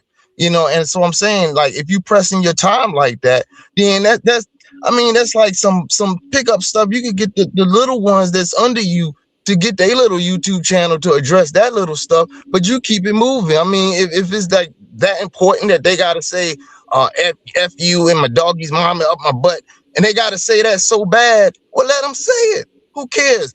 Understand that we're not in a closed loop community like you would like. Now, I would love that too, and that would change the texture of the people that you're engaging with. You know what I mean? Because it'll be a pool of people according to a certain code, but you're in a codeless system. So you can't expect rationality in code. That's why I was saying about what rhythm we in, because we're not in the rhythm cycle. We're in the cycle of contraction for the women. So it's all about going in, all about going in. All right. It's all about bringing the sacred in. It's not about publishing the sacred. Donald Trump is taking them. That's what Nicki Minaj is about, because she's going in the opposite in that feminine energy. And so they're buying that and they're selling that. All right. So I'm saying, if you're in I'm my opinion. I can't tell no woman what to do or what God put in her heart to manifest. Believe me, I'm not saying that. What I'm saying is that if you look at the environment in the world against women, what I'm saying is that negative energy, that counter energy, is working in a cycle. And so like I'm saying, so we can't get in the way of that, but we have to understand what does that mean for me on this side? If that means I need to take things in a more conservative light and stop trying to pull the universe. I'm not trying to be political about it. You know what I'm saying? I'm just saying, we just do got to know the times. Like in the times of wealth, people spend more. In the times of less, they spend less. So it's not opposite. So I'm just saying, like your emotions is valid. Everything you saying is valid. I'm not challenging you on that at all. I'm just saying that I understand that you feel like, I feel like you busting your head against the wall and you getting frustrated and you don't know why. And I'm just saying that maybe the wall is because the negative energy out there that's working is working in a cycle. Those ice cops and all that, they allowed to do that because there's a certain cycle under the cosmos that's allowing that. And we're not in control of that. Even though I'm God of my world, there are certain things in nature that we all have to obey to. The Mother Earth soon can dump a ship into the ocean just as easy, just like that. So I'm just saying, understand that cycle. So we need to examine those things so that we're not upset over things that we can't control, because you'll never be able to control what those people type on there.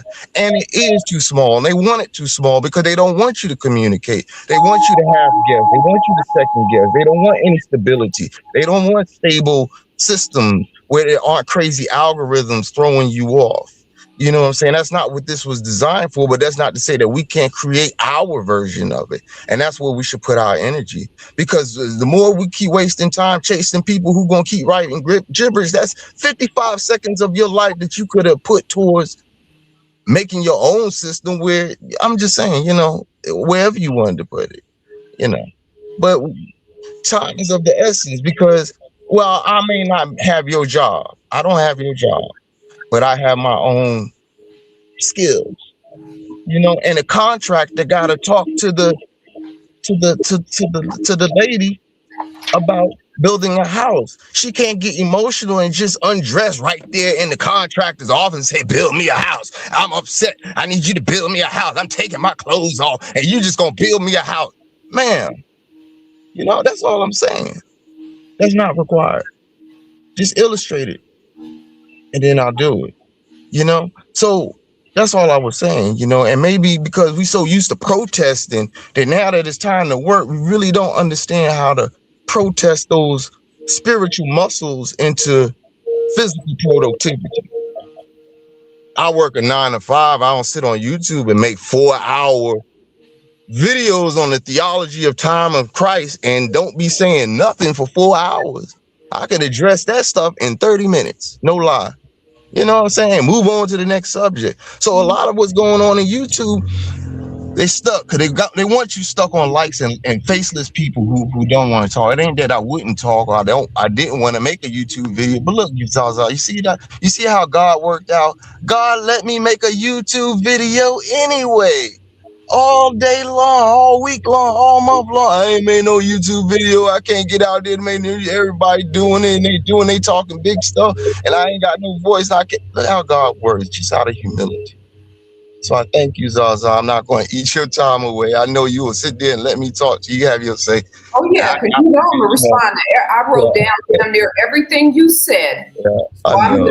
So I'm gonna address it. So I just want to make sure because you notice I didn't interrupt you once. Have you said everything you wanted to say? Yes, ma'am. Okay, so I'm gonna mute your microphone to make sure that you don't interrupt me. Actually, I think we're gonna end this conversation and you can listen in the way that everybody else listens in. I thank That's you. fine. I thank you. I thank you for joining me in this conversation. And nice to meet you.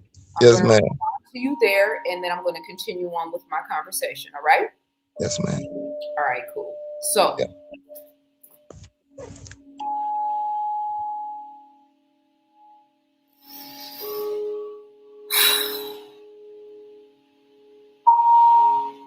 I just need a moment. You know why I showed him? You know why I brought him on? You know why I didn't interrupt him? And you know why I allowed him to keep talking? Because a lot of times you guys in the chat room are like, these are trolls, these are bots, these are not real people. These be real people, right? That's number one. Number two, he went on and on and on about gibberish in the chat room, and then he came onto the conversation and proceeded to do nothing but talk gibberish for about 5 minutes straight. Here it is in this conversation. I was in the process of reading a post that was talking about children who grow up without love. And I was talking about all of the ways that growing up without love affects us in real time and how we go out into the world and we're attracting circumstances and people and situations that are harming us, and that we are out in the world operating from a place of lack of love without even realizing it. That's the thing that I was talking about at the time. But before that, because I keep extensive notes, I write down not only most of what you say, but most of what I say.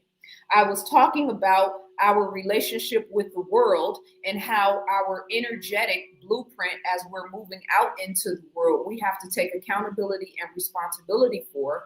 I was talking about women and how we neglect ourselves and how we put everyone in front of ourselves. And as a result, we are teaching people how to treat us. I was talking about the matriarch and Big Mama and how Big Mama ends up in the hospital bed because she has neglected herself for the sake of everybody else in the family. I was talking about men and men's mental health and how men are suffering silently and how they don't know how to be vulnerable and how they don't know how to talk about their pain and how they don't know how to talk about their problems and how it is affecting the greater good. I was talking about my son and the way that I raised my son and teaching him to be aware of what's happening in his surroundings and about his propensity and his responsibility to protect the Black girls in his life. I was talking about the fact that I have, in a sense, because I've held space for thousands and tens of thousands of people around the world consistently for 15 years now, but still had not up to a certain point been able to learn how to properly nurture and value and hold space for myself and the danger and detriment that has had on me. I was talking about the collective consciousness and our responsibility to one another and the importance of empathy and compassion and love. If y'all could see this man, hold on, let me show you something. You asked me to explain my post. You asked me. Your mic is muted because you no longer have the floor. Your mic is muted. So the only thing people can see is you talking. You talked that whole time. I didn't interrupt you once. Look at you. Women are emotional. Women don't listen. Women don't deal in logic and reason. Look at you.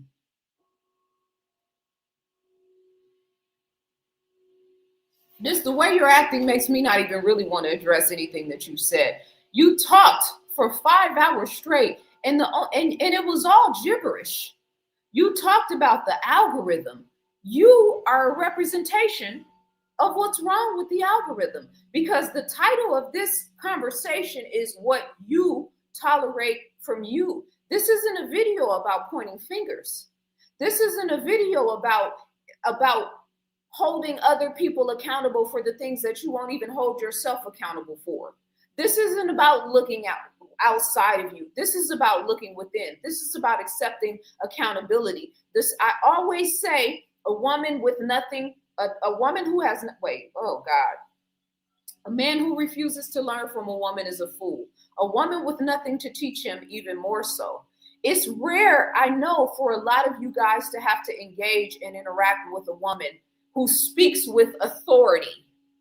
Not authority over you, not authority over men, not authority over anyone but myself. Islam, I, self, Lord, and Master. I govern myself. I govern my platform. I govern the things that I talk about and that I don't talk about. I govern what I respond to and what I don't respond to. So for you to sit here and spend all that time telling me about what I should and shouldn't be responding to, and then you turn around and radiate the same type of negative, low vibrational, demonic, you are the jinn, my G. And that's a nice word, because I don't really want to say my G.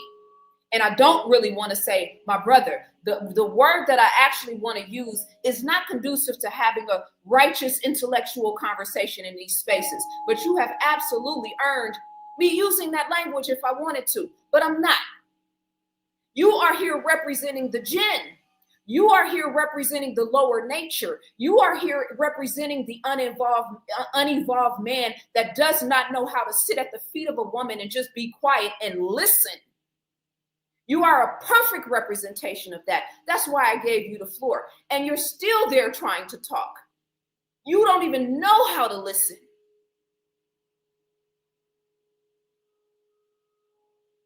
I hear so many conversations about men that talk about black women aren't this, black women aren't that. They won't do this, they won't do that. And I'm sitting here, I'm engaging you, I'm giving you my time and energy. Respectfully, let me put my Cash App back up on the screen, because you should be buying me dinner tonight. Let's just make sure that you know what I mean? Let's cover all bases here.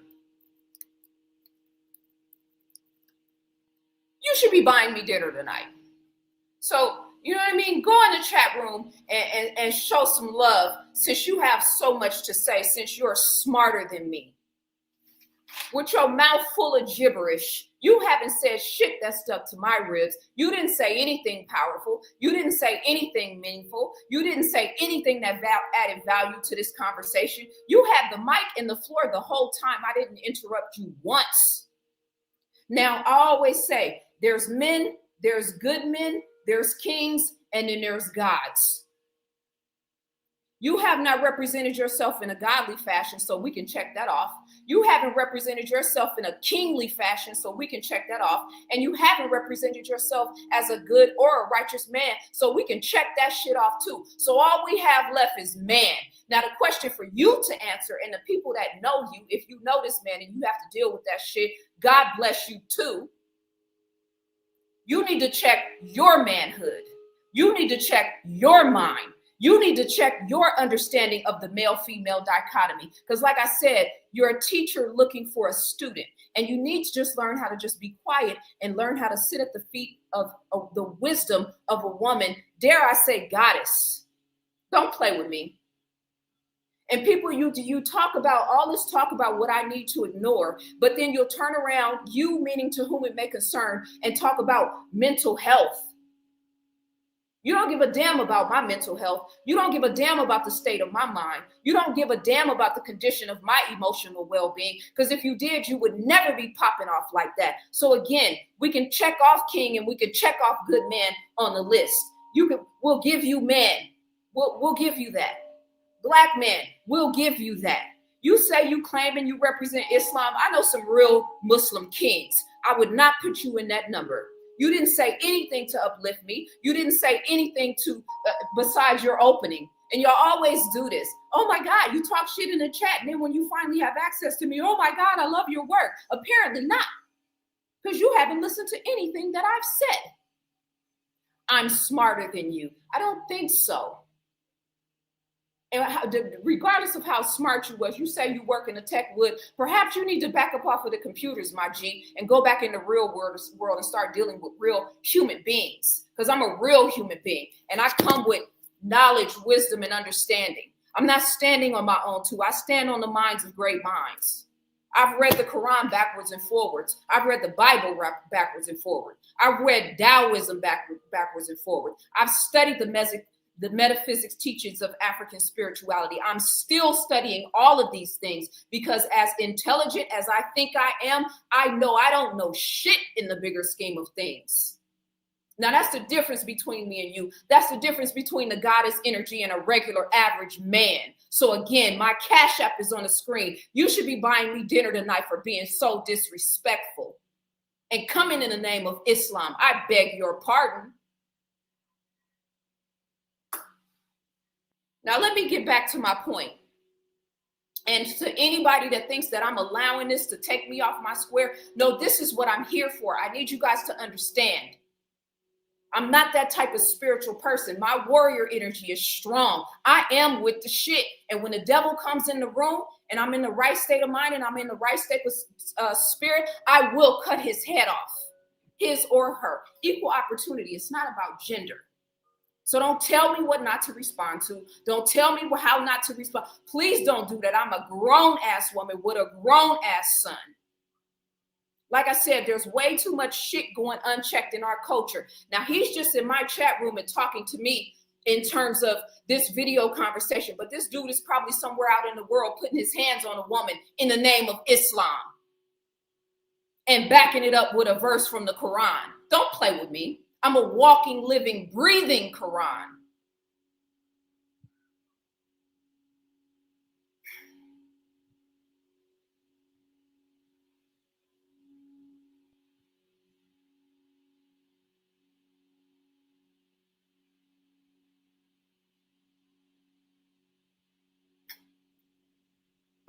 Let me get back to my point. You see, this is why this is important for us to have these conversations. And y'all be thinking that I'm like, no, I am 100% in my right mind. We let too much clown shit go in our culture. The male-female dichotomy is broken. Whether we call it Islam, whether we call it African, whether we call it indigenous, whether we call it original, the male-female dichotomy is broken. And respectfully, if you come in this space, you're going to have to submit to the divine feminine, period. Because I submit to the divine feminine, because I'm always studying, because you're never, in my 46 years of life and ever, you're never going to hear me say I'm the smartest person in the room. Only stupid people say that type of shit. I'm surrounded by books. I'm surrounded by knowledge. I'm always studying. And I still don't know shit. And you sat up here, I wrote a whole page full of notes, and you talked all that shit and didn't say nothing. In the name of Allah. I beg your pardon. Now, I'm doing this not just because it's arrogance or because it's ego or because my pride is wounded. You didn't say anything. This is not even a challenge. This shit is lightweight to me. I'm doing it because there's way too much clown shit going on in our culture unchecked. I'm doing it because there is a lot of women who don't know how to intellectually engage with men like this and with minds like this without staying on point and staying on task. I will check you. You will get checked if you come in my house with no shoes on. You will get checked if you're disrespectful in my chat room. You will get checked if you don't know how to sit at the feet of a goddess. That's the only reason why you should be here. Now, you said you'll buy me dinner. Hit my Cash App because you've been very disrespectful. And I've given you my time and my energy. You took us left. We took 20 minutes out of our conversation to deal with all that gibberish shit you talking about algorithm and coding. You sound like Elon Musk. who works for Satan. You sound like that same shit he be talking about. Oh, we need to stop. The West world is compassion. Because you got dark skin. This is how I say melanin can work for you or against you. Melanin can excite you and exasperate your intellectualism and your spirituality to the highest height, or that shit can make you a dud if it's not properly nurtured and cultivated. So you are highly melanated in terms of your skin tone, but you leave a lot to desired in terms of representing a righteous black man, king, manhood, etc. I'm not impressed by nothing you said.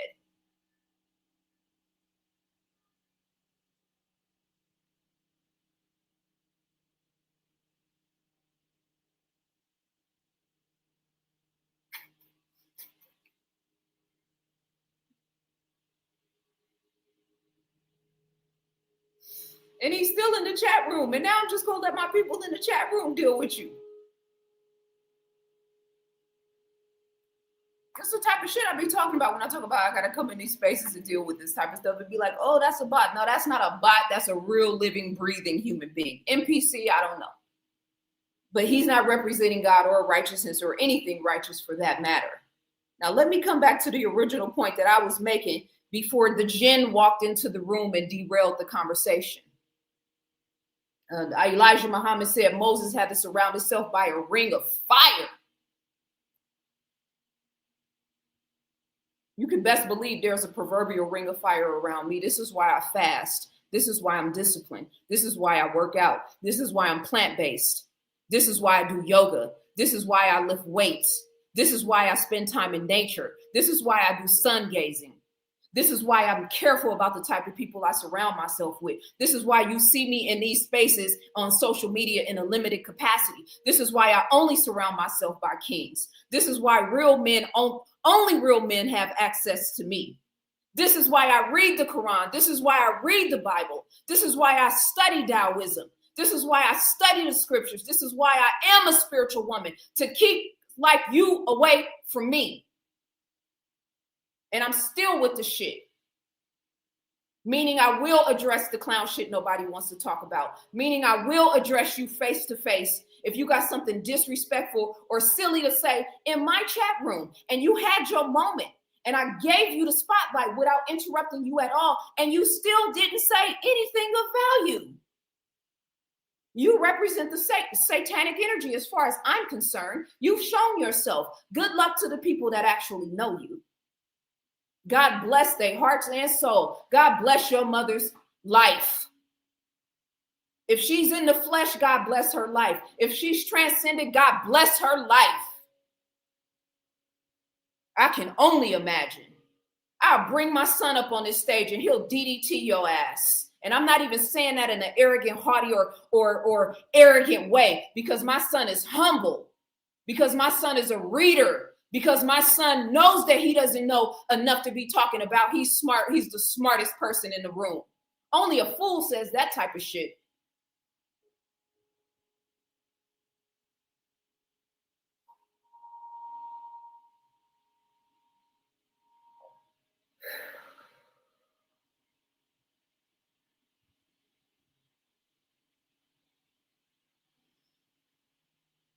Let me just come back to my breathing. This is why I be playing these sounds in the background, y'all, because when I come into this space, I never know what's going to happen. I always have to be prepared. What's the title of our subject today? What you tolerate from you. Everything about this title infers self-awareness and self-accountability. We were supposed to have, and we have been having, and we're going to continue to have a conversation about dealing with your lower nature, dealing with your fears, wasn't that what I was talking about? Your insecurities, your self-doubt, your self-worth. Isn't that what we were talking about? What you tolerate from you. Not, I'm a black woman, all black men ain't shit. Not black women need to do ... Not the white man is on our heads. We need to fight racism, white supremacy. What you tolerate from you. Self-awareness, self-accountability. Now we introducing you to the divine goddess, because it's not just love and light. It's not just feminine, lacy, loving, nurturing, compassionate. It's all of those things. But it's also, you step in my house without your shoes, you will get checked intellectually. You better check my resume.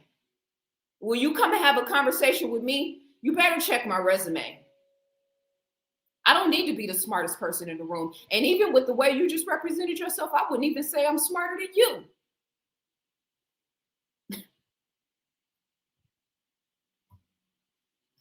Now, we started with how growing up emotionally alone shows up in your relationships. I would venture to say that maybe you grew up emotionally alone.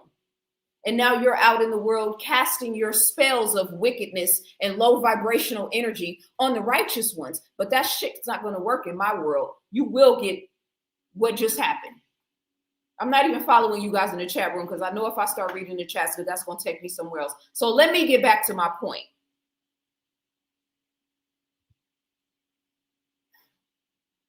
You end up being the container instead of having one. We left off there. You're low maintenance at your own expense. You learned early that needing less made things smoother and kept the peace. So you became easy, flexible, and accommodating. You adapt without even noticing you're doing it. Over time, you're so good at not asking for much that people rarely see how much you're actually carrying. Again, the way we treat ourselves is the way that the world actually treats us. Much love to my brother Netaru. It's what, 8:40. You probably got something to do, but this is one of the kings that I'm referencing right here in the chat room right now that I know 1000% has my back. I appreciate you for being here, King. So being low maintenance, meaning that you can't even acknowledge that you need more. You can't even express that you need more. You can't even conceive and this is, this concept of mediocrity and how a lot of us are operating in the world from this mediocre space. There's a common consensus, and let me write this down so I don't forget. In some schools of Eastern thought, right, when we talk about the word desire,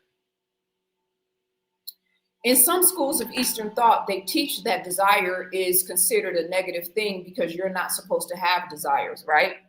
Now, juxtapose that with, let's say, the teachings of Neville Goddard, who taught that desires is how God communicates through you, right?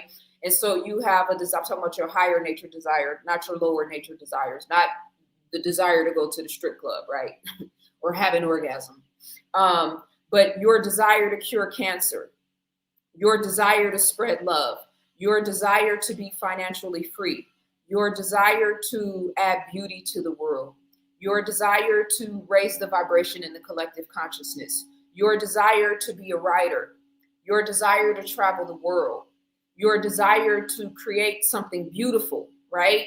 Building a car, building furniture, right? So I'm much more acclimated towards the teachings of Neville Goddard in terms of desires and imagination. So if you are acclimated towards this idea that desires are a negative thing, and there's context for that, but I'm not going to get into that because that's besides the point I want to make. Having desires and goals and aspirations that you don't even think you can reach, you won't even try. Like I shared a meme in my story recently that said, if you fail, congratulations. Most people don't even try. Most people don't even try. So you have a desire to go to college, or you have a desire to, fill in the blank, and you don't ever even try. So that's a whole nother aspect of being, quote unquote, low maintenance, because I don't have the money, because my parents can't afford it, because nobody in my family has been to college, because Black women aren't supposed to do this, because a Black man has never done that, because society said this, because, right? Fill in the blanks.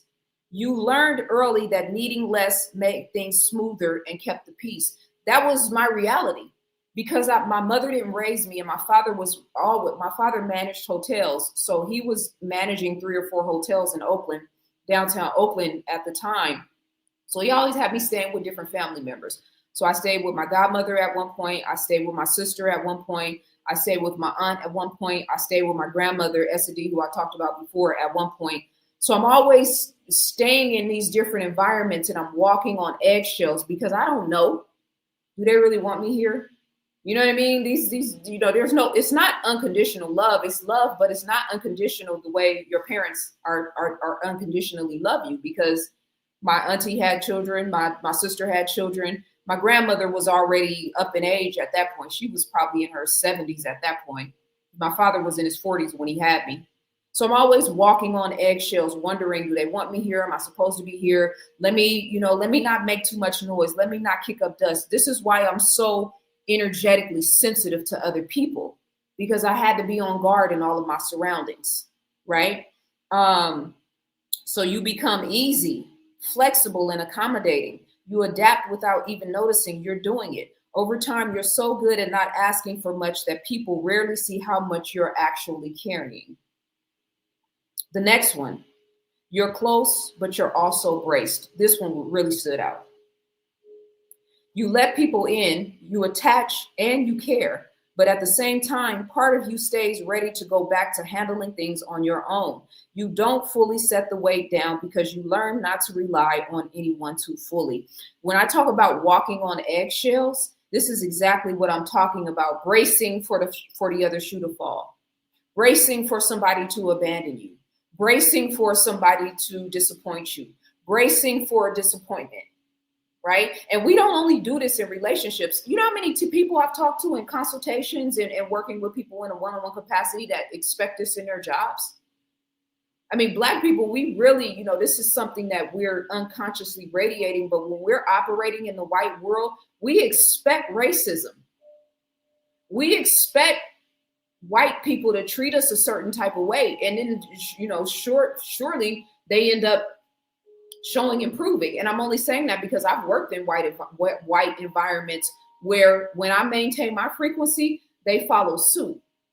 They respected me. They handled me in the proper way. And I didn't have to deal with even things that my other coworkers were dealing with, because just like when I went to Sedona one year during the height of the Trump situation, and everybody was like, be careful. It's dangerous out there, Arizona, red state. And I get to Sedona and they got people outside, like 30, bandits with their Trump signs and their Republican stuff and all that stuff. And so I'm navigating the city, doing what I always do when I get there. I have no problems. And, during the height of the vacation season, you might see Black people and whatnot, but when it ain't a lot of tourists there, it's not a lot of Black people in Sedona. I don't have any problems when I move out into the world. I don't expect people to mistreat me. I was in Beverly Hills doing a walk with me live, and somebody in the chat room was like, be careful out there. You know how they treat Black. I don't expect, I'm supposed to be here. There's nothing in this space that says that I am unworthy to be in this space. I don't carry myself that way. And I'm holding a camera, walking through a predominantly wealthy, abundant, white neighborhood. I'm not bracing for somebody to, right? So when I'm moving out in the world, but in terms of my interpersonal relationships, yeah, this is something that I've been struggling with, walking on eggshells. I got to, chin up, chest out. That trust no one shit. If you trust no one should trust you. That's just the fact, because you're not trustworthy, because you haven't established trust in any of your relationships. But bracing to be hurt. Think about all the negative projection on Black women. There ain't no good Black men out there. You take your place as a second wife.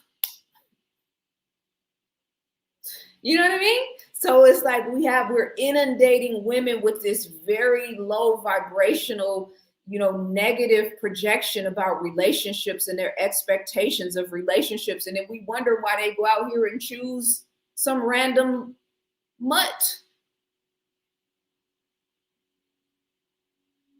Last slide. You're great on reading the room, but bad at relaxing. You notice every shift in tone, energy, or mood. You track the emotional weather without trying to.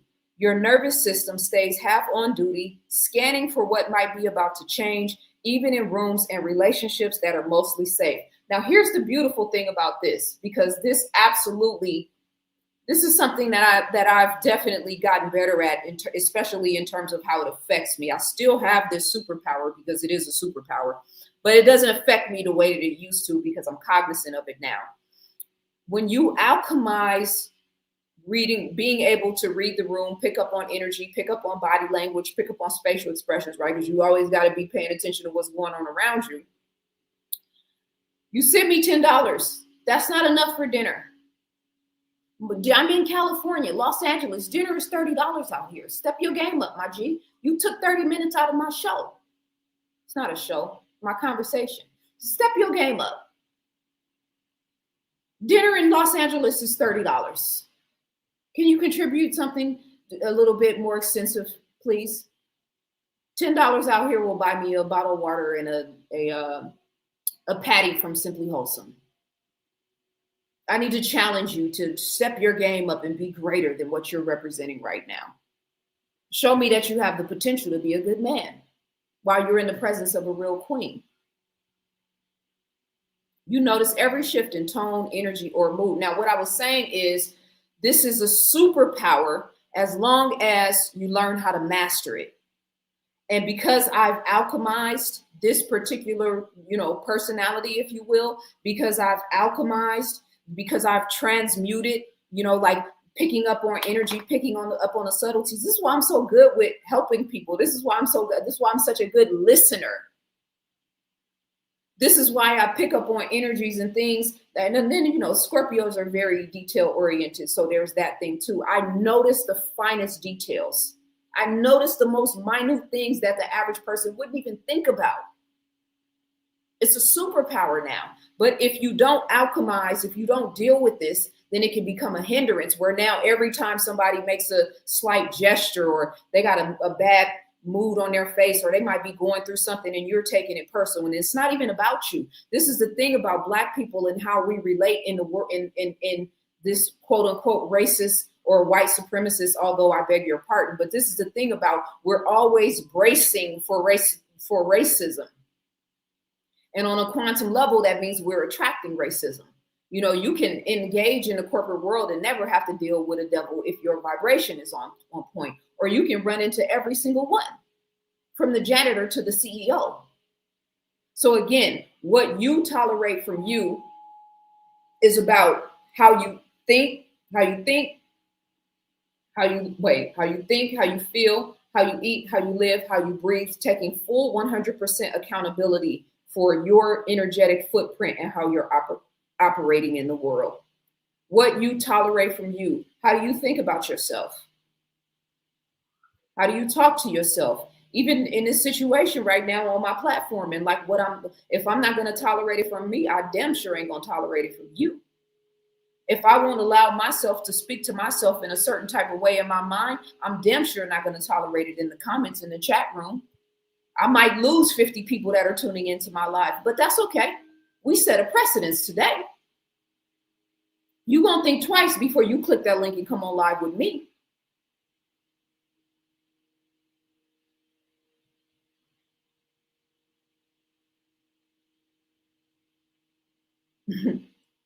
I can only imagine what's going on in the chat room. So that's the end of that. And I think I made the point. I want to come now to the hidden messages in water and read this passage about the morphic field, because again, I am a student. And I'm never the smartest person in the room. And Masaru Emoto is one of the greatest minds that have lived in our timeline. There is a chapter that talks about the morphic field. And I know I've read this and I've talked about this in previous videos.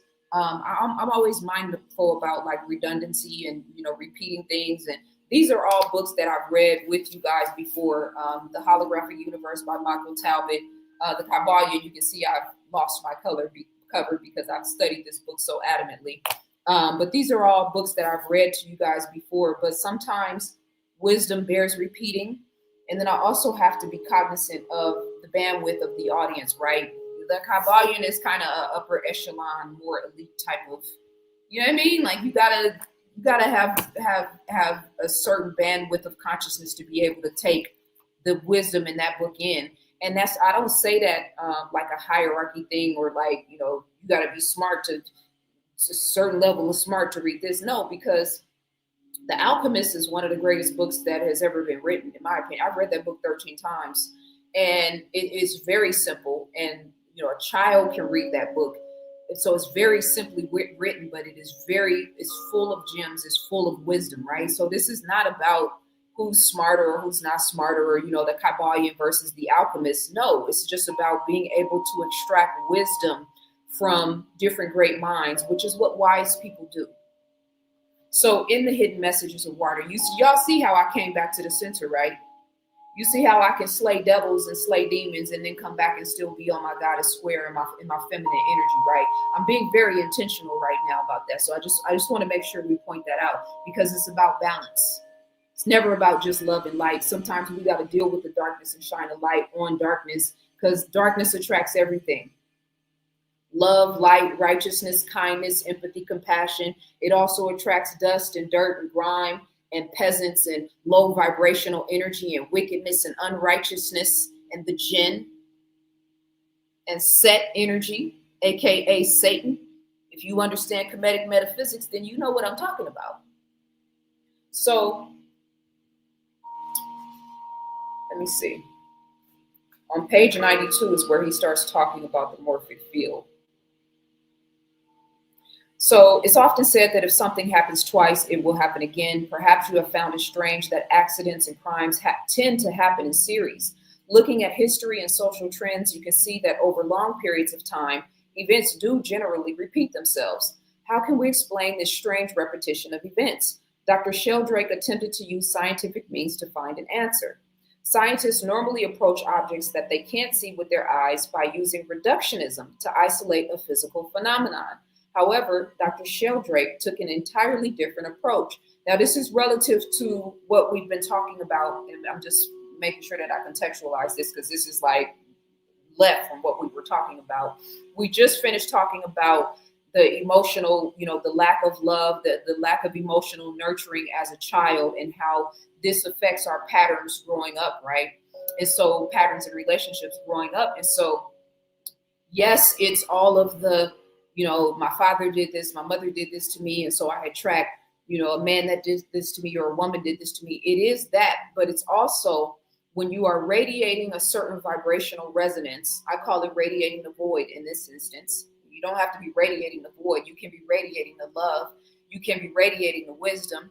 You can be radiating the intellectualism. But in context of what we're talking about, radiating the void, so you're out in the world radiating the void, right?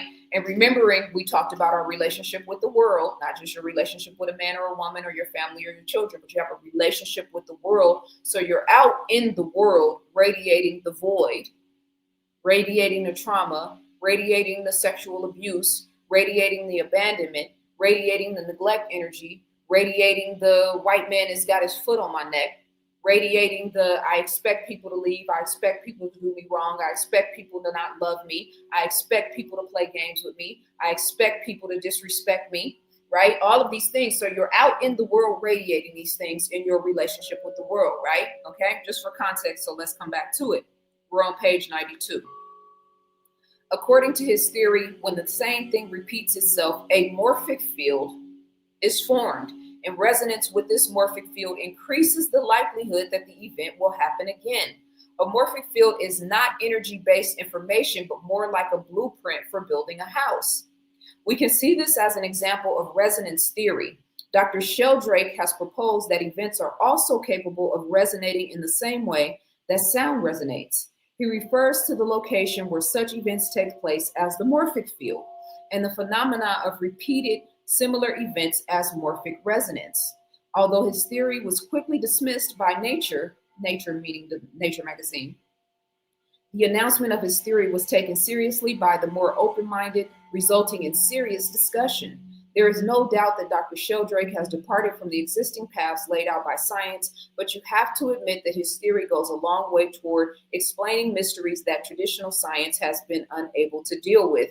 Now, remember, in the context of this book, hopefully a lot of you guys have read this book, The Hidden Messages in Water. You can see that image there on the front where it's showing a crystallized, this is an image that formed a crystallized structure that formed in the water after it was spoken to with love, after it was spoken to with kindness and with loving energy, versus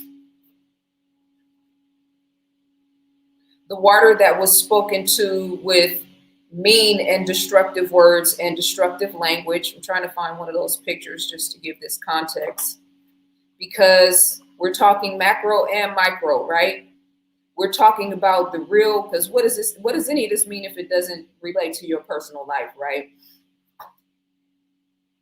We're talking about the macro and the micro. So if you've never been properly loved, let me see, I think this is one.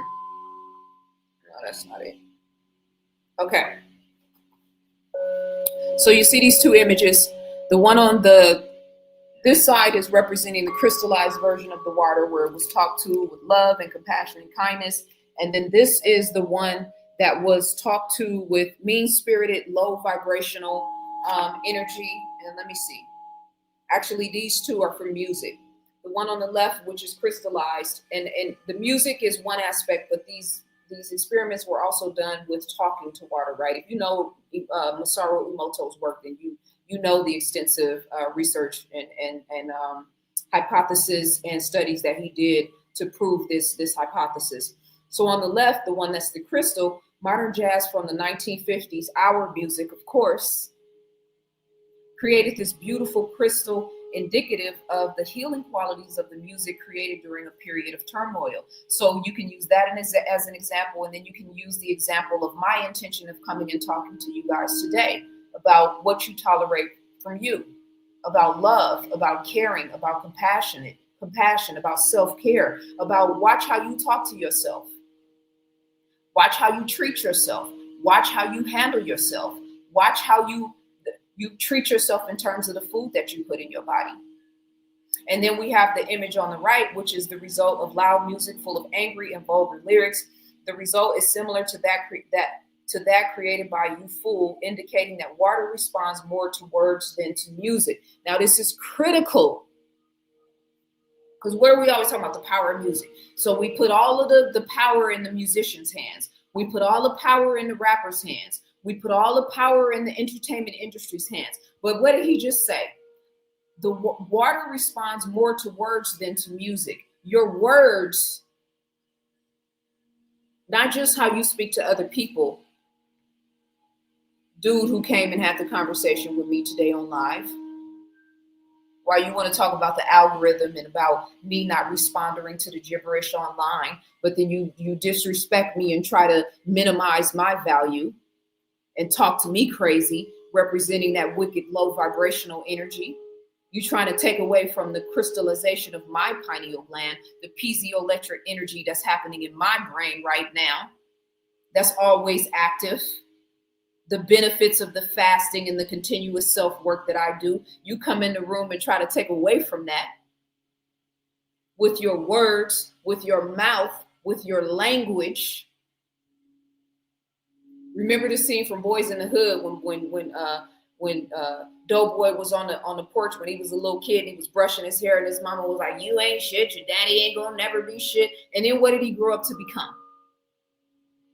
And so we can contextualize that in terms of parents, right? We blame Black women to the end of the earth in terms of the incarcerated men and the men in gangs and all of the men that grow up in single parent households and then they grow up to be enemies of our culture. Yeah, we'll hold Black women accountable for that shit to the end of the earth. But what about all of the negative projection that you put on single mothers? What about the constant negative projection about her choices, about her decisions? Why aren't you lifting single mothers up in love?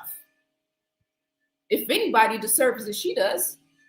With the brother from the single parent raising a kid, that's Mobb Deep, right? You quote me on that. That's the real bid. So if anybody deserves love and attention and inspiration and upbringing, shouldn't it be single mothers if they're doing all the labor? And then you turn around and say it's it takes a village. Just so you know, I haven't blocked you in my chat room because I want my chat room on your head. I want my tribe on your head. We in a spiritual war. You are a perfect representation of that. Sometimes you got to fight fires. You got to fight evil and wickedness with love and light. And sometimes you got to take a sword and cut that shit off at the neck. Now, again, you sent me $10 for dinner. That's not sufficient. Dinner in Los Angeles costs a minimum of $30. So what say you? Are you a good man? Are you a king? What's happening here? Because the jury is, well, no, the jury is not still out, but you can make progress tonight while you're still engaging with a queen. The goddess energy is in full effect.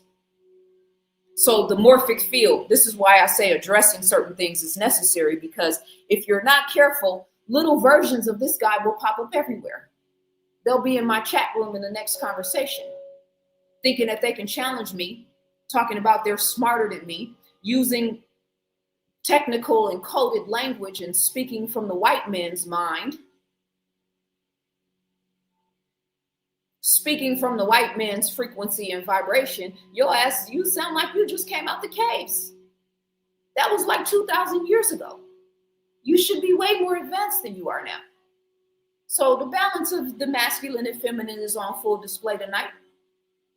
The balance of intellectualism and feminism, not feminism, femininity. I'm not a feminist, I'm an alchemist. The balance of intellectualism and femininity is on full display tonight. The balance of God and Satan, who came into the room unexpectedly, is on display tonight. The balance of having to get, serious and fiery and passionate, but still maintain my square and be intellectual and deal with it head on without jumping all over the place and yelling and being disrespectful. We didn't do none of that. You did. I didn't. Oh, women are too emotional. You don't deal in logic and reasoning. Logic and reasoning, my G. Somebody said, what happened? You go back and watch the replay. Satan came into the room and tried to challenge the God frequency and got dealt with, because that's what we do. And I know somebody in the chat room was like, don't listen to that. Don't pay attention to that. Like, nah, that's not what I'm here for. So coming to the Kabbalion, right? Because this is relative and important to what we're talking about. Self-awareness and self-accountability, and there's levels to this. You could be a good man or a good woman. You could be a king or a queen. If you're a king or a queen, then you accept that your footprint and your imprint and your actions and your behavior affect the greater good, and you take accountability and responsibility for that. Or you can be a god or a goddess, or representing a certain bandwidth of consciousness and frequency, which means I, self, Lord, and master. I affect the world by the way that I take care of myself. I can change and shift the energy in a room just by my energetic vibrational resonance. It's a fact. I take full accountability and responsibility for myself and my actions, and how what I say on my platform affects other people. How I carry myself when I'm in the presence of other people affects other people. I take full accountability and responsibility for that. I grew up without a mother. For some people, they get snagged on that and never recover. I turned that shit into a superpower. I took full accountability and responsibility for myself. That's not a reason for me to be average or mediocre or to have a negative relationship with other women because the woman who was supposed to take care of me neglected and abandoned me. I beg your pardon. This is alchemy in full throttle, live in the flesh.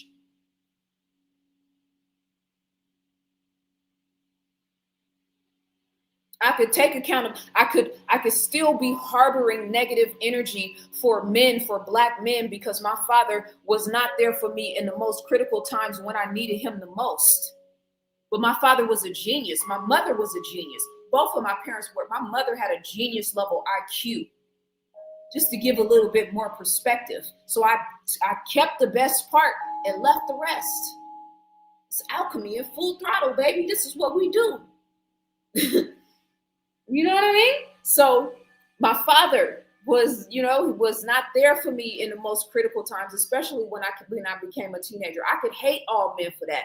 I could be using my platforms to damage or to denigrate or to disrespect Black men. I beg your pardon. I took the best part of my father and I left the rest. My father had me in private, in an all-Black private school from preschool up to the 5th grade. Hope Academy on MacArthur Boulevard, right next to Castlemont. That was the womb that I grew up in. So even if he didn't have it to give it to me, he put it in an environment to make sure that I got it anyway. I left there and went to St. Elizabeth, right off of 35th in Oakland, a Catholic school, still a private school. And I ran with the best of them in terms of the academia and the difficulty in terms of learning in those spaces and environments, and was a straight A student. He put me in the environment to give me what I needed in order to thrive in the world. This is why I'm such an intellectual now. Thank you so much to my father, Clarence Daniels. And may his soul always rest in peace. And I'm always going to represent and embody his mindset and his energy and his intention. My father was in the Vietnam War. He told me that they taught that black men had tails. The white man went to Vietnam and told the Vietnamese women that black men had tails to try to scare the black women away from the Vietnamese women from wanting black men. And of course they wanted them anyway, because they all want black men anyway, just like they all want black women. I mean, what can we do? It is what it is. You know what I mean?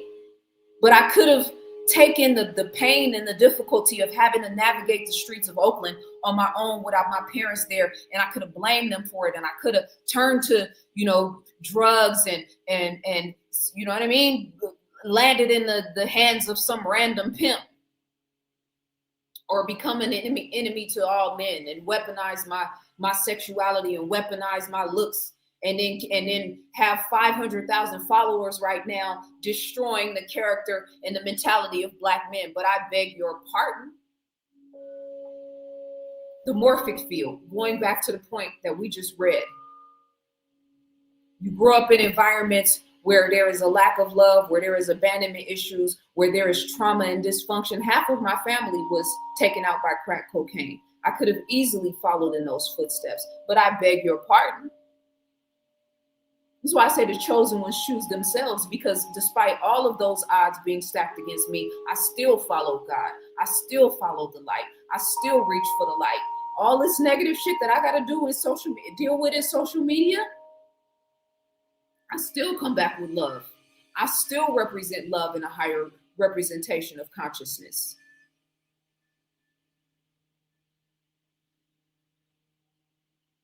Who did it blame? I don't understand what that question. This is why I'm not looking at the chat room, because what does that mean? I gotcha. Who did it blame? It's not a blame game. We're talking about self-awareness, self-accountability. I don't blame my parents for anything. I took those experiences, I transmuted, and I alchemized the darkness and the pain of those experiences. And that's why I'm here talking to you. That's why people all over the world know who I am. That's why I've written 7 books. That's why I still embody love and represent love. That's why I can still cut the head off a devil and then turn around and get back on my square and talk righteousness and love and positive energy, because that's what it is that we do. This is the goddess energy, live in the flesh. Now, if you didn't catch the other parts of the conversation and you might not know why I'm so turned up like this, just go back and watch the replay. Satan came into the room. You know what I mean? So in the Kabbalion, on page 128, I want to read this passage because this is so relative to everything we're talking about. Thank you so much, Dominic. I love and appreciate you, King. He said the 5% of the 5%. Exactly. That's who I'm here for. So if we had 120 people listening at the height of the live today, then the 5% of the 5% of the 120 people, and then if this video goes on to give 5,000 views or 1,000 views or 30,000 views, because, people like to tune in when it's salacious. They like a good show. So 5% of the 5% of the audience, y'all are my tribe. Y'all are who I do this for. Y'all are who I represent. Because I need you guys to stay focused. I need you to be on your square. I need you to be fasting. I need you to watch what you eat. I need you to watch the way you talk to yourself. I need you to watch the way you treat yourself. I need you to watch the way that the relationships that you engage in. I need you, my brothers, to stop picking up these wood nickels, these random ass females in the streets that don't mean you no good. I need you, my sisters, who are in these low vibrational negative relationships, to walk away from that shit expeditiously. You see what I'm saying? So, the strong men and women of the world invariably manifest the masculine principle of will, and their strength depends materially upon this fact. Instead of living upon the impressions made upon the minds of others. Now let's go back to the morphic field, because this is not just about things that happen in the physical realm, because we live in a mental universe. Instead of living upon the impressions made upon their minds by others, MAGA, Minnesota, Black Lives Matter, Fauci, all of the things that the collective consciousness is so inundated by right now. Ping pong consciousness. Today they talking about this, tomorrow they're going to be talking about that, like all over the place and nowhere, right? They dominate their own minds by their will, obtaining the kind of mental images desired, and moreover, dominate the minds of others likewise. That was the pause, and the dramatic look into the camera was for specifically for somebody who was in the conversation tonight and anybody who agrees with it. In the same manner, let me read that again.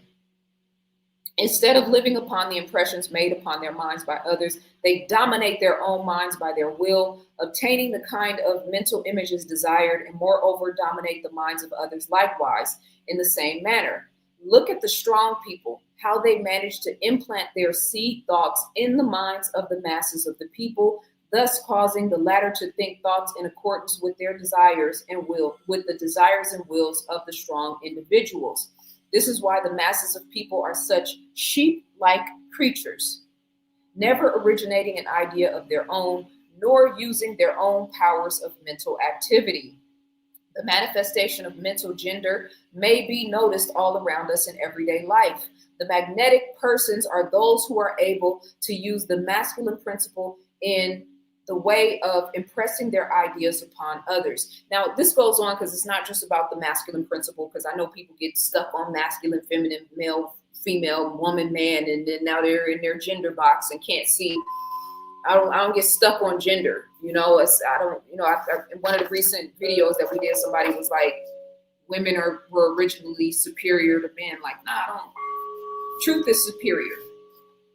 You know what I mean? Not gender. I mean, I understand we went from the matriarchal in a place where women were the hierarchy in terms of the spiritual leaders and teachers, and now we're in a space where that's been inverted and men have taken over that. And so the righteous space, the age of Aquarius, the space that we need to be aspiring to be, is where truth leads our households. Love leads our households. Righteousness leads our households. So let me tap in with you guys in the chat real quick, and then I'm going to gracefully bow out of this conversation, and you guys can go back and listen to the repeat and get a kick out of everything that took place, because it's getting together out here for sure. Okay. When you guys use that name, that EP name, in terms of the PDF file, when you use that in the chat room of people who do videos, that it works against them in the algorithm. So it's good for you to code your language when you talk about like the pandemic, and when you talk about like the CVD-19 shot, and when you talk about PDF files that are in the mainstream. They just TikTok. Was it TikTok? It was one of the social media pages where if you even say that name, it'll get blocked. Your video will get blocked. So just strategically, you guys, when you're in my chat room, if you could code your language, put a period or a line in between certain words, that will really help me into not having the algorithm working against me. You are looking and seeking knowledge. How do I know? You teach me. Yeah, student first. Save the live replay so viewers can see what was said, that they're smarter than you. Yeah, you'll be able to watch the full replay.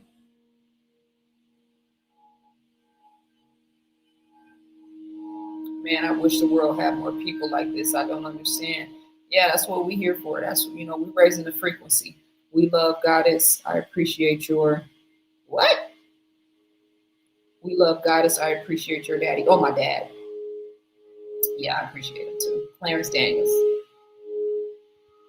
Moose is still here in the cut. Yeah, he's good. Be quiet and sit at the feet of a queen and listen. And cook to a crisp in the chat. Yeah, I expected you nothing less than you. Nothing less than that from you and from my chat room. That's why I didn't even say anything else, And it's still all love. And we still represent love because that's what it's about. Love. You got caught in the crossfire, conscious crazy. All right, so yeah, I'm tapping in with you guys. I don't want to read all those comments because I know I missed a lot. Um, but thank you to those of you guys who stayed, because a lot of times when the conversations start getting heated like that, people will be like, "Oh no, I didn't tune in for this." You know, it's like, okay, I appreciate that, but I appreciate my people who stay because I'm loyal. I'm a ride with you, whatever the situation is. We got a problem, you know, and I ain't gonna do nothing unrighteous. Don't get me wrong. If you a dude who hit your woman, then yeah, I'm not riding with you on her. I'm probably gonna crack your ass in the side of your head myself, not physically, but I'm just saying, I'm making a point. You know, if you don't take care of your kids and you a woman, it's gonna be difficult for me to assist you. You know what I mean? I'm on your head. Like you talking about going and fighting a war with you. No, we got problems, sis. So that's the moral code of conduct that we need to really tighten up on in our community. But if you stayed with me through the battle, you know what I mean, and then you wrote for me in the chat room, and then you showed me love, and you dropped a cash app or a super chat, and then you still here and you pouring love into me, and I know I'm gonna get emails. I'm gonna get. I already got a text message. My sister already hit me up. I didn't read it yet, but I did see you text me, Queen. I'm gonna read that.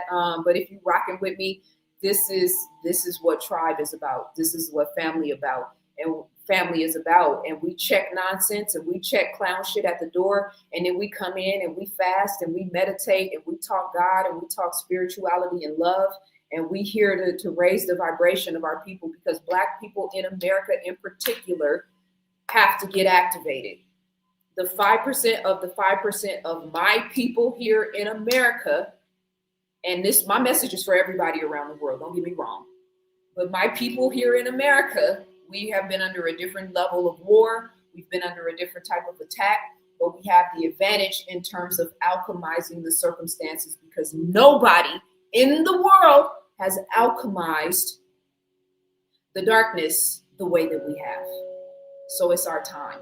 But the real work is within. That's why we come in with the hidden messages of water, because we represent spiritual sciences. That's why we come in with the Kabbalion. I'm missing my cover because this is one of my great spiritual books. That's why we come in with the holographic universe, because we understand that this world and this universe is 98% unseen, and then 2% is the physical reality. And then that's why we come with the divine feminine energy. And I can come and have a conversation with y'all, and I got on yoga fit, I got on my headband, I ain't got on no makeup, right? This is how I really look in real time. And it ain't about whether I'm wearing makeup or not, but this is true, authentic, real, face-to-face, heart-to-heart conversations to raise the vibration, to give you strength, to give you encouragement, to give you inspiration, so that the light bearers and the light beings in this world can set the shit off. And that's what I'm here for. So thank you guys so much for tuning in. The link to my books is in the description. The link to my Cash App is in the description. The link to contact me should be in the description. Climbing the Ladder of Yourself, 120 Days. I don't think I put that in there, but our first meeting is this Saturday, February 7th at 12 o'clock. Email me, info@zazaali.com, and I'll give you information about that. And on Saturday, Baba's Vegan Cafe, doors open at 5 o'clock. We'll start around 5 o'clock. This is a free event for the community. I am going to be there live in the flesh.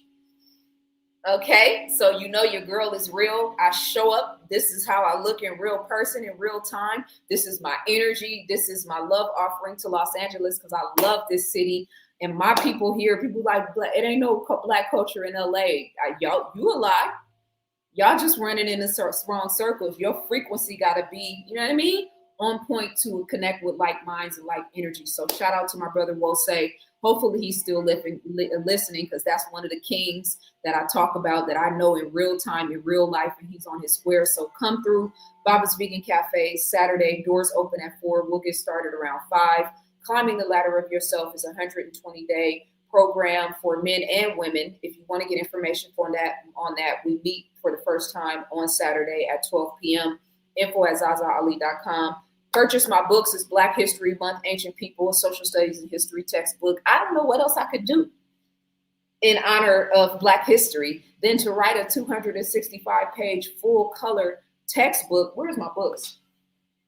I just sat down and started talking and didn't even get my books. So I think I have them there somewhere. But all the information is in the description. Thank you guys so much for rocking with me. Thank you for tuning in to the fiery Daenerys Targaryen energy. And then when we bring it down and come back to the centered, calm, loving, feminine vibration and energy, because balance is critical. And I will see you beautiful people very soon. Peace and love.